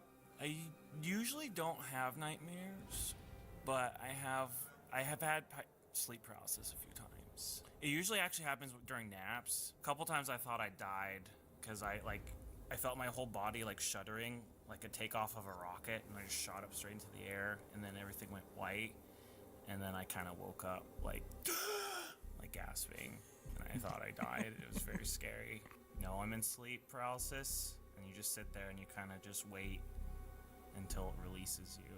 It's honestly terrible. That's horrible. I don't know why my crew is so plagued with night terrors, dude. Well, okay. Well, thanks guys for stopping by. I guess you can go back to whatever room you're sleeping in. I think it's really cute that we all have the same outfit, though. This is a coincidence. Yeah, this actually, we didn't plan this at all. All right. Good night. Yeah, it's morning, but oh, that's all right. Good morning. Oh, I'm going back to bed. Hell yeah. Oh. My Instagram, my Twitter, what some of their nightmares were, and these were some of the nightmares that we got in. Man, okay. When I was like 7, I had a dream. I was in a gymnasium and there was a science fair happening. My mom and dad took me to evil science projects, like ants getting force-fed to spiders or lightning being made into skinny monsters. But one thing really freaked me out. There was this old leathery man, skin and bone, moles from hell and back, and the white stringy long hair dangled down and he wore a blue suit. He sat in this giant chair wrapped with this generator thing, and it was electrifying him, like frying him. His mouth was chattering, opening and closing really fast. His teeth making this clacking noise, and you could see every tooth. Scared the dick out of me, so I immediately ran. The old man lunged out of his chair and said, "Hey, buddy!" I woke up in a fully pissed bed. I don't think you had to include the fully pissed bed part, but I appreciate it. Also, this sounds like the ramblings of a child who went to a Spirit Halloween store and saw one of those animatronics. Whenever I'd get stressed out, I'd have a reoccurring nightmare that I was trapped in a room with nothing in it. I was usually naked. And as I tried to find a way out, I'd begin to notice bugs creeping in from the cracks in the walls. I was terrified of bugs back then. They filled the room rapidly and soon began crawling on my skin. I would brush them off in a frenzy and keep trying to unveil my escape route. Eventually, I couldn't keep them at bay. They would bite my skin and I would cry, except Whenever I opened my mouth to scream, the bugs would rush in and I would choke until I woke up. The sound of their carapaces scraping together, the skittering noises of their legs, the feel of them on my skin. I still feel the fear thinking about it. That's pretty messed up. The idea that whenever you scream, the bugs crawl in. I've never really gave a about the bugs. You know what I do? I'd eat those motherfuckers. They crawl in my mouth, I'd chomp them down. When I was like 7, I had a nightmare about my family beating me with sticks. And just that. Your nightmare was just your family beating the hell out of you with sticks. It was pretty funny. My 7-year-old morbidly obese self laying in front of our garage, being beaten with random thick sticks by my mom, dad, and sister. I still don't know why I had that nightmare. My family IRL are really nice people. I doubt it, dude. If your family's nice, you don't have dreams about them beating the shit out of you, dude. When I was younger, a kid drowned at the pool across from my house. Me and my mom saw the dead kid from the porch. What? And every night I had a nightmare about the kid getting stuck under the ladder he died on and screaming my name from under the water, gripping his chest like he couldn't breathe. Then I tried to help him and he would always end up dying anyway. Every once in a while, I have the dream and it still creeps me out. This is the confession of a man who, as a child, watched a kid drown and did absolutely nothing to help him. When I was pregnant, I had a dream where I gave birth to a litter of puppies in secret. Or is this a dog? A litter of puppies? I tried to hide them away and a raccoon ate them. I cried so hard I ended up giving birth to another litter before I woke up. The crazy thing is that I hate dogs in real life. She shit a litter of puppies from her I think she just wants to be a dog.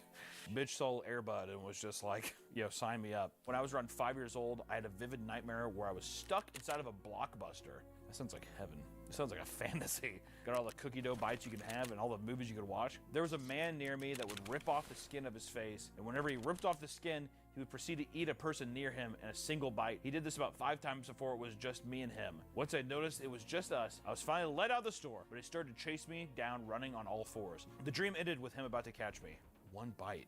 That's vor shit, dude. That is vor. This is a 5-year-old child fantasizing about vor. This is why the internet's a bad thing. Once I had a dream where I was sitting cross-legged alone in a dark room. There was enough light to see around me, but anything beyond my immediate vicinity was just darkness. And in my laps was a rusty metal bucket that I was hunched over. I was sobbing uncontrollably while I dug my fingers into my mouth. The gums had the consistency of warm butter, and I scraped globs of blood, flesh, and teeth out of my mouth and shook them off my fingers in the bucket. Then I woke up. That is vile. I love that. First off, that description is sick. I mean, if as a nightmare, it's horrible, but you know, it's a cool writing. Next, let's go to the public. This is where we started researching shit outside of people sending me stuff, and we dug deep. And first off, I checked my own Reddit, and on my own Reddit, I did find this post, and I thought it was pretty funny. Dream I had. I dreamt that Papa Meat came to my room and stood over me like pretended to cut my eyes out, all while whispering in this creepy voice. Then he takes out his phone and shows me footage of him running around my front lawn in a bathrobe. While he's doing this, another guy walks in, sees him hunched over me with the phone and goes, "Is he your monitor?" What the fuck am I supposed to do with that?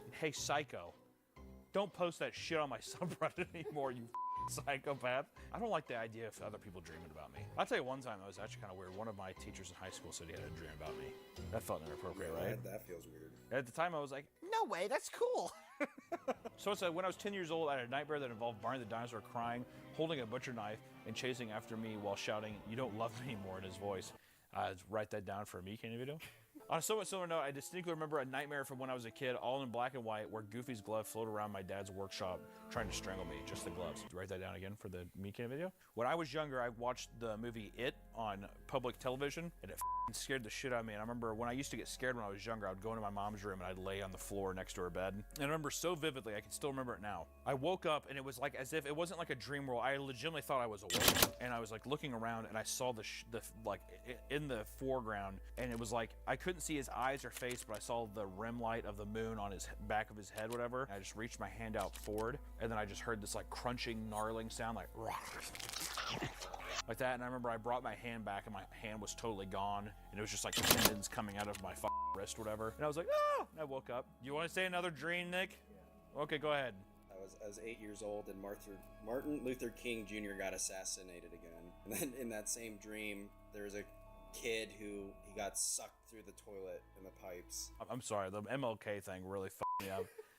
What a weird dream for a child to have, that Martin Luther King Jr. gets assassinated again. I have a lot of nightmares growing up. Being 27, have left most behind me. One that was constant for a few years was Humpty Dumpty. Yes, the weird Eggman version of the old poem. He was about 7 feet tall and was trying to torture and kill me. A 7-foot tall Eggman. I was hiding in a room in my house, and my parents sat blankly, staring at nothing, not caring on my impending doom.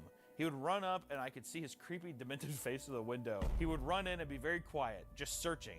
On occasion, he would find me and I'd wake up, sometimes screaming. I was horrified as a kid. When I think of it now, it was definitely one of the weirder nightmares I've had. Every story I've heard of this bitch, he like falls and cracks. I feel like I just push him over. Put up a picture of what the demented face would be. And then put like a little window and have him like look over real quick. Whoever's editing this, I want you to use your own voice to say, I'm gonna fucking kill ya. I'm an egg. Here's a little backstory. When I was little, I loved bagel bites. Dude, who doesn't like bagel bites still? We gotta get some bagel bites for the fucking studio. Are you kidding me? This is the only way to eat a bagel bite. You cook it, it's gonna be molten lava hot, right? You wait about 15 seconds. You don't bite into the bagel, you scrape off the topping with your teeth, all of it, and then you bite the bagel. I ate bagel bites for lunch and dinner all the time. I remember being in my house being hungry. I went to my freezer and found it stockpiled with bagel bites, which was normal. Trust me, we were a bagel bites family. I take several boxes out and put 120 bagel bites on 4 trays and put them in the oven at 500 degrees. I closed the door and left. And then I remember thinking, oh crud, I left the bagel bites in the oven. I scurry to the oven and open up the door, and I just see the bagel bites that are burnt to a crisp with cheese melting off and falling off the bagels. If this is where the dream ends, I would actually say it's a nightmare. Wasting that many precious golden bagel bites. I begin to panic, thinking of consequences of the mess I've made. I close the oven and go for a towel. I hear loud breaking noise. I realize that it's so hot in the oven that the light bulb inside burst. I rush back to the oven and open it up, and the most terrifying thing I've encountered in a dream. When I open it up, there's a block of cheese the size of an entire oven melting all over the place. That's when I woke up. It seems like the most irrational fear, but now I can't eat bagel bites. It has scarred me for life. More for us. You know, one time my sister, we were making caramel corn, and she put 2 of the caramel corn things in the microwave to heat up, but they were still in the metal packaging, and it fucking like blew up the microwave. So funny. Oh God! And my dad was like, son of a bitch! God damn it, Haley! And she's like, I'm sorry! And I said, so bagel bites, anyone? Did that come for full circle okay? Yeah. I spent 35 years in my dream. I'm going insane. Hi, I'm 20 years old right now, and I spent 35 years in my dream. At first, I woke up in my dream, and I realized it was a dream since I can't remember where I was before. Is that just a way to know that it was a dream? Okay. Then I woke up again in real life, and I proceeded my normal daily life as the same. I married my current girlfriend, I got promoted, traveled throughout the world, and even had a daughter in my dream. I even remember my wife's pregnancy, how she acted and the daughter's personality was. She tried to convince me I'm not dreaming using exact quotes she's using right now. Then I died in this dream from a heart attack at 55. God, dude, you chain smoking cigarettes and eating donuts, you fat and I woke up in real life. My sense of reality is basically shattered. I keep having derealizations and feel like I was given a second chance in life. I don't know if everything around me is real or not. I'm about to lose my mind. Any advice? Imagine living a full life in your dream and you wake up. Would you not just be completely scarred, actually? I had something similar. I'm just gonna start calling you dream catcher. Is what I'm going. After all these, you're just like, yeah, that's also happened to me.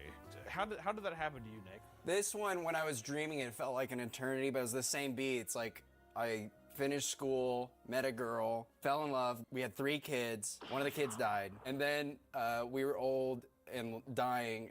I woke up, and then I was super depressed because I was like, oh my God. After hearing all of these things, and especially hearing my cameraman have a mental breakdown on camera as well, maybe you're not having nightmares and you want one. Well, here's some techniques to induce some nightmares, okay? Some people try and induce nightmares the same way some people try to induce lucid dreaming, which we'll get into lucid dreaming here in a second. So why would you want this? Well, some people maybe just want to have a weird experience, all right? Why do people do meth, right? To escape reality. Probably not a good comparison. So anyways, here's some ways to induce some nightmares, you know what I mean? So immersing yourself in scary/horror media repeatedly. So watch a bunch of scary movies, interact with Nick. Waking yourself up. Use of alarms, as having interrupted sleep tends to cause bad dreams.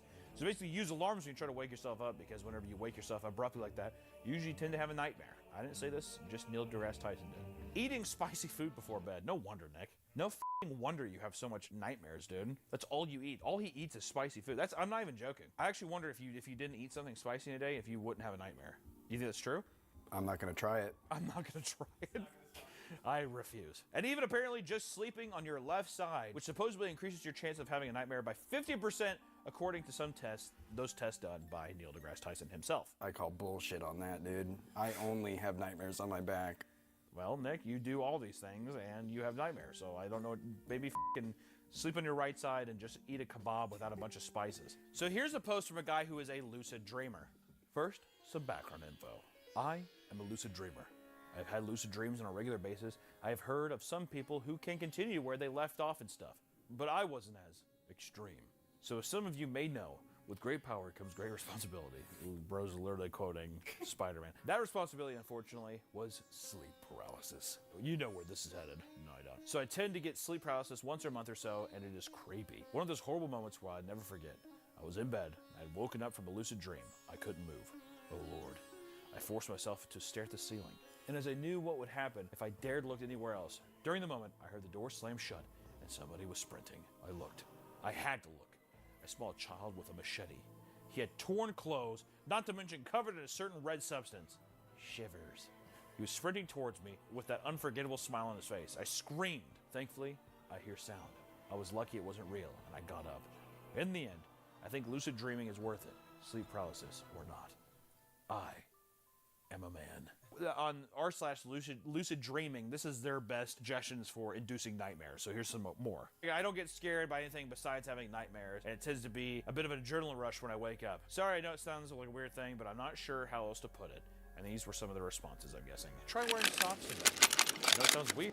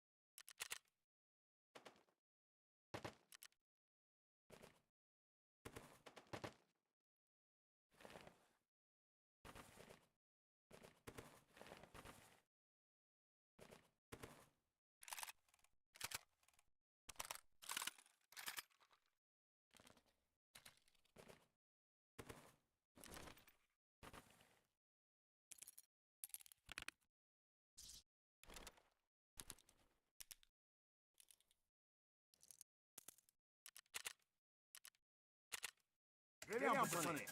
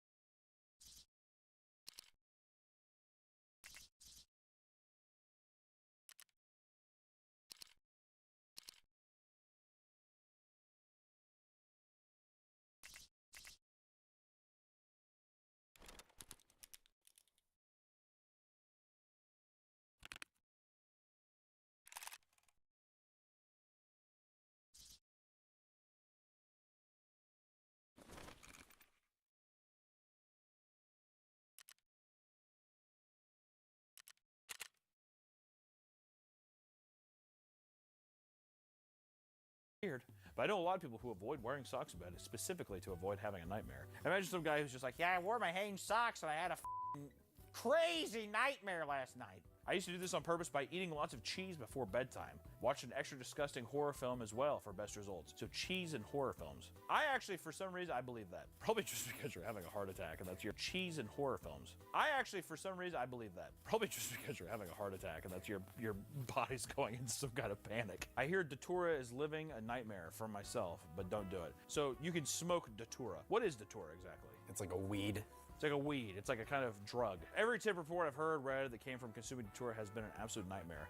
I listen to trip reports to fall asleep at night and have had some crazy nightmares from that alone. I guess that'd be a good way to have a nightmare before you go to bed. Some guy just talking about how like life has no meaning and he saw the face of God or whatever. And they say that if you want to have walking nightmares for days, you need to smoke Datura. And some of the common things that people experience on Datura go as following. Common hallucinations are blood dripping on the walls and other objects, seeing deceased family members as they were alive again, smoking a non-existent cigarette, insects crawling on your body, the phenomenon called room jumping, where the user blinks and is suddenly in a different room with different people, and doppelgangers that can be helpful or hostile. Physiological symptoms have been described as red as a beet, dry as a bone, blind as a bat, and as mad as a hatter. Flushed skin, extreme incessant thirst, blurred vision, and psychosis are common when smoking Datura. Good name though, huh? Kind of makes me think of that movie Zathura, which is just space Jumanji. Not very good.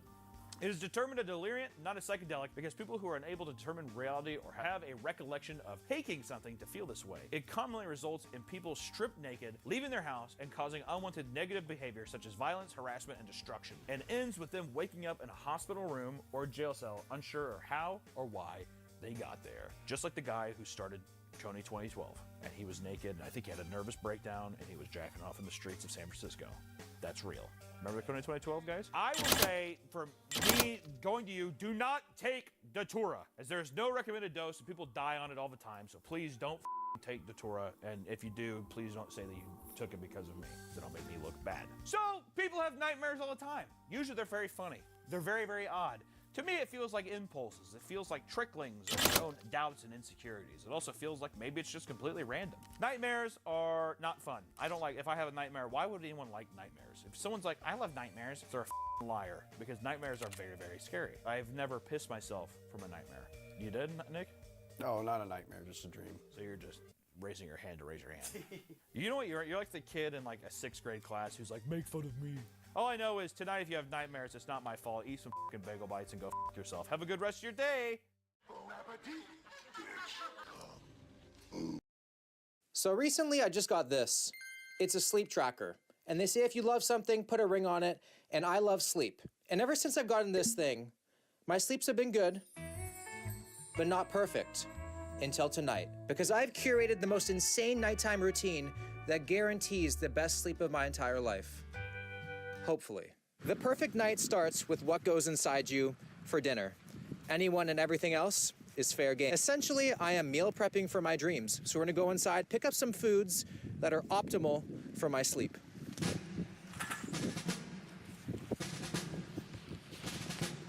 Even before this grocery haul, I got myself prepared for the perfect night's sleep by eliminating caffeine after 12 p.m., getting my workout finished earlier in the day, and unfortunately, no naps.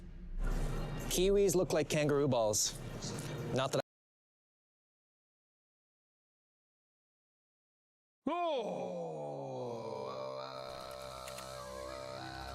It is the holiday season. We got Thanksgiving. We got Christmas. We got Hanukkah coming up. I don't celebrate the last one, but it's still there. And what do all of these things have in common? Well, how the f should I know? Big holiday meals with families, right? And it's always the same. It's always so boring. Turkey, ham, mashed potatoes. So we devised a challenge today. We got some of the most cursed meal items ever, and we are trying to construct the most vile, most apprehensive, most disgusting meal for your holiday seasons. And we're doing it in a tournament bracket format because it's kind of fun. So to explain some of these, game one, we have a king hand versus virgin boy eggs. We had to look up what a lot of this shit was, so let me explain what virgin boy eggs are. The key to these eggs is the urine of young boys under 10. Young boys' urine is collected in schools and markets around the city in buckets placed by their street vendors. Eggs are boiled until the urine... Eggs are boiled in the urine until hard. The eggs are then cracked and continue to boil for several hours to let the urine soak into the egg. The golden egg smells strongly of urine, but the taste has been described as delicate, salty, and addictive. So it's little Asian boy piss inside of an egg. That's so disgusting. I literally thought that was a jalapeno with cheese inside of it. That is fucked. Let me see what the king hand is. So the king hand is from a popular Twitter post. Someone said, I had a dream where there was a food called king hand, a hollow handmade of M&M cookies filled with Greek salad. I could not stop thinking about it. Here's the accumulation of work and effort. That is fucking disgusting also. And like I said, the objective here isn't to be like, which one would you eat? It's about which one would you not eat. The objective is to make the most fucked holiday season dinner that maybe you can replicate at home. Oh man. You know, I mean, like at the end of the day, the king hand is part cookie. The virgin boy egg is just piss egg. I think that it's very clearly gonna have to go to virgin boy eggs. I also hate the fucking name virgin boy eggs, dude. But I will say the king hand, that is just a cursed fucking combination of like cold salad with cookie. It's just, I think it's supposed to be a play on like sweet and savory. That is just absolutely terrible. But I think all in all, I would eat the king hand over virgin boy eggs, so I have to give it to virgin boy eggs. All right, next one, a ballot. Oh my God, what the fuck is that? And then chicken feet meatballs. Oh my God, these both look fucking terrible. Let's look into what a ballot is. Which a ballot, it's from the Philippines. The mallard ducks are incubated for 2 to 3 weeks, boiled inside, and then served from the shell. The warm, gooey, gamey liquid is referred to as the soup of the duck. How do you eat it? The amniotic fluid is drunk straight from the shell and the yolk, as well as the duck embryo, and then eaten straight from the shell, the bones and the beak still being soft enough to be eaten. Here's a fun fact. A common street food in the Philippines, it is considered a known aphrodisiac and hangover cure. Interesting. That sounds terrible. It's essentially boiled duck. I mean, look at that. Oh my God, so that is a duck. I was kind of like looking, I thought it was like bugs at first. So the beak and everything is so soft that you just drink it straight. It's a little shot glass. It's an egg shot glass with boiled duck. I'm gonna go on a limb and just kind of say I know what chicken feet meatballs are, which is, it just looks like, I mean, just chicken feet and meat. Is that all it is? Chicken feet and meatballs, which is also pretty fucking disgusting. The hangover cure part makes it seem very interesting. I honestly wonder if the ballot is as bad. Because also you take it down, I mean, the chicken feet meatballs is gonna be crunchy. Also, look at the fucking meat. Is that meat around them? What kind of meat is that? Those look like Brazilian nuts. So those aren't Brazilian nuts. That's ground beef. Oh my God. This is hard. I really don't want to do a shot of a basically fully formed duck embryo, but at the same time, the crunch, like I'm thinking about sitting there with the chicken feet meatball, chewing into that. Oh, God. Oddly enough, the chicken feet meatball is kind of skewing to become the winner right now. I mean, I'm zooming in on this now. Jesus fuck. That is honestly so rancid. It looks like a testicle where it's just like a baby crawling out of a testicle. That is, oh my God, that is horrible. The zoom in on the ballot doesn't seem much better either, but at least at the same time it feels, I mean, I'm just thinking in terms of texture. I think it'd be smoother.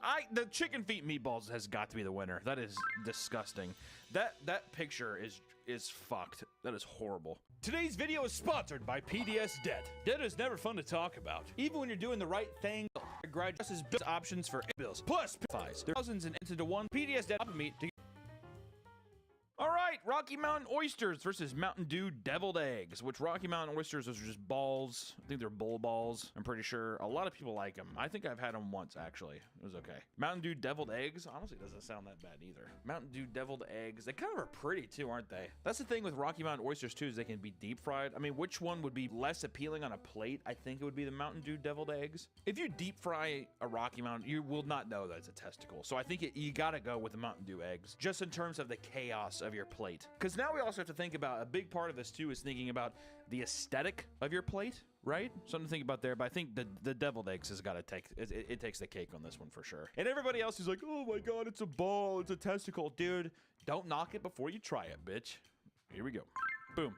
Nacho Cheerios or Casu Marzu. Casu Marzu, for people that don't know, is a type of cheese that they put flies in. The flies lay larvae into the cheese. From there, it's able to ferment. It's illegal in most countries. And honestly, if I was drunk enough, I could see myself eating Nacho Cheerios, if I'm being completely honest. So, Casu Marzu with fly larvae that makes it ferment. Oh my God. I thought it was pound cake. I thought it was like a scone at first. That is disgusting that it's fucking cheese. We gotta go Casu Marzu. Holy fuck. Monster mashed potatoes or fried tarantula. Oh, it's Monster energy drink, mashed potatoes, or fried tarantula. Both of these aesthetically kind of work. The tarantula one is way more chaotic. At least that's what I thought at first. But now Monster mashed potatoes, it makes me think of, remember when Heinz ketchup had like green and purple ketchup and it made every plate ever look fucking disgusting? Especially, I think that's brown gravy in a little pool in the center of that. That would be chaotic. Mentally though, I'm putting myself in like a fear factor situation. I feel like I could eat a spider. I feel like I could, especially if it's fried. If it just said regular tarantula, well, one, I'd be like, that doesn't make sense for it to be on here. But I feel like anything deep fried is, I mean, it's all right. It probably tastes like chicken. That's like the thing with everything. I feel like I could crunch into it. I honestly feel like the Monster mashed potatoes with that brown gravy. The brown gravy is the part sending me over there, which is funny because I would eat a fried tarantula, but the brown gravy is making me gag with these probably damp potatoes that have, it's just blended together with Monster. That just seems like a more chaotic item. I gotta go Monster mashed potatoes. Monster mashed potatoes all day, dude.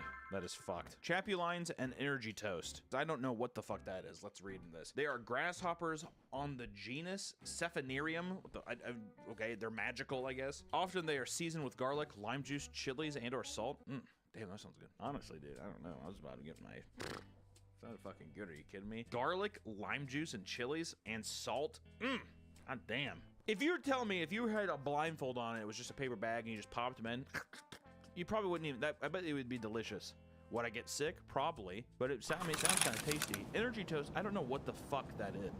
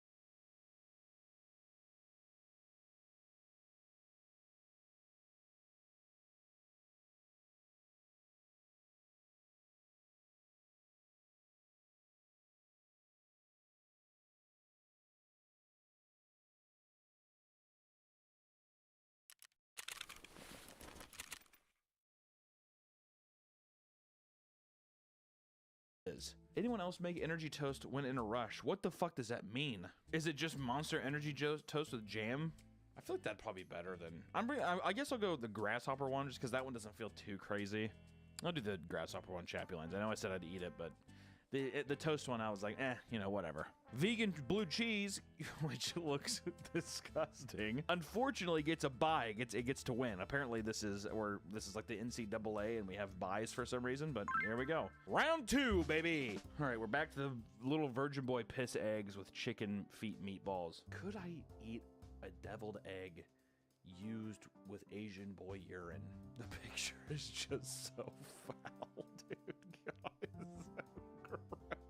That literally looks like a jalapeno with cheese. Look how dirty. What is this, like a street? What kind of fucking AI generated picture is this behind him too? It's so orange and evil. It should be pure white because of, it's an egg, but it has been tainted over time with fucking urine. I like how they're like, it smells strongly of urine, but tastes pretty good, honestly. I physically don't know if I could actually be in the same room as the chicken feet meatballs. That is so disgusting to me. I can't believe I'm about to say that I would eat little baby boy Asian piss. I gotta give it the chicken meatballs again. The picture is just so bad. Why does it has a vein? The ground beef, all of the ground beef has veins, dude. It's disgusting. Oh my god. Oh god. Oh my fucking word. Whatever. That's the winner, dude. Holy shit. The Mountain Dew deviled eggs versus the Casu Marzu, which is basically the fly cheese. Already on this one, the Mountain Dew I see Casu Marzu and it makes me want to fucking gag.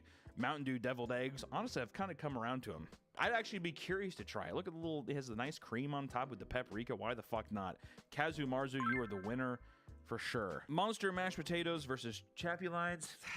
Every time I come across the Monster mashed potatoes, it's just the brown gravy that's getting me. The brown gravy mixed with sauce.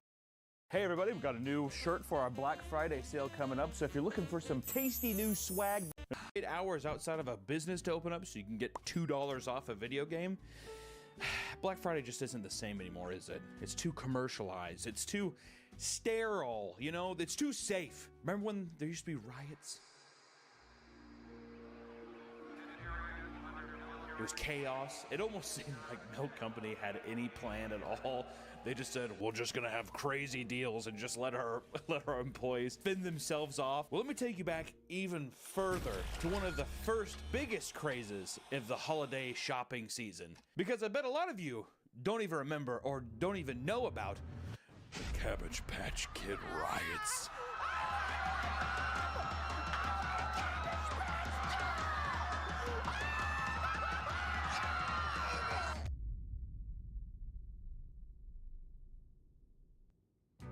Do people even know what Cabbage Patch Kids are nowadays? I feel like there's no way. No, there's no way anyone really remembers what Cabbage Patch Kids are. Unless, I don't know, you're in your 50s maybe. I mean, Cabbage Patch Kids are, it's old. 80s old.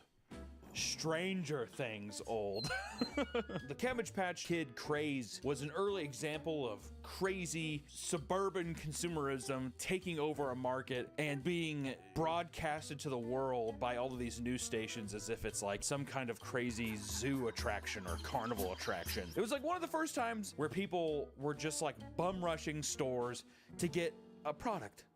One of the big first cases of seeing FOMO. He put the words there.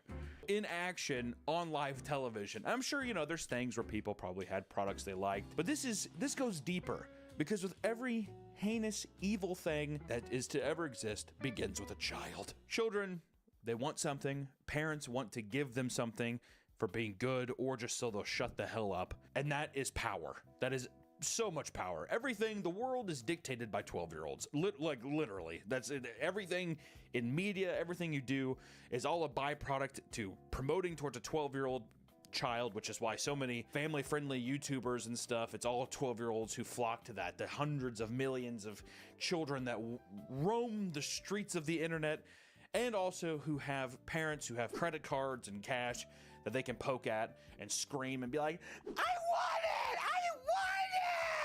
So, let's dive into this little product, the Cabbage Patch Kid. Seems simple enough. Here's a picture of it. Personally, if I saw that as a kid, I'd be like, huh? Right? But maybe the 80s were a different time. Cabbage Patch Kids were originally called Little People. And were created by Xavier Roberts in 1976 when he was a 21-year-old man. Which is just odd to me that a 21-year-old man in the 70s was just like, the little dolls that you adopt, and they're bald and they're creepy and they all have fucking faces and heads. Oh my god, is that the first Cabbage Patch, the Little People? It was inspired by a German fabric sculpture technique from the 19th century. He started crafting dolls with unique faces. That's very unique. I think that he just doesn't know how to anatomically make a baby. No, they're just unique. Your kid isn't ugly, it's just unique looking. He initially sold these dolls at craft shows, and they gained popularity for their distinctive and individualized features. In 1982, the doll caught the eye of toy company Coleco, which mass-produced them under the name Cabbage Patch Kids, leading to a nationwide craze in the 1980s. My baby has So, you have a hot new toy out in the market, right? Some 21-year-old fucking hunk sits there. He's like, they have unique faces when really they're just fucked. And we're creating this sense of it's a hot product, red hot. All the cool kids with Hot Wheels and other shit, they're just like, yeah, do you guys even have a Cabbage Patch at all? And all the other poor kids are like, no. They're like, you guys are fucking losers, dude, for real. But what's weird here is Xavier actually introduced a bit of lore to how these things came about. The whimsical marketing backstory is that Xavier Roberts, the 21-year-old hunk, discovered a magical Cabbage Patch where the Cabbage Patch Kids were born from cabbages. What an imagination. And he decided to help them find loving homes by facilitating their adoption. Which also, that's just funny as like a child thing. Just like introducing adoption and stuff. This kid isn't yours, but he could be legally. Creating fanciful narratives that added to the allure and uniqueness of these dolls. No two dolls were supposed to be exactly the same, and each one's birth certificate had a unique name. God damn, Xavier. Classic. You get the people just being like, you're adopting this little guy. You're not buying him, you're adopting him, you're raising him. He's one of your own. This is a mouth to feed now, okay? Your doll's name is Bob. And there's not another Bob out there. He's very special.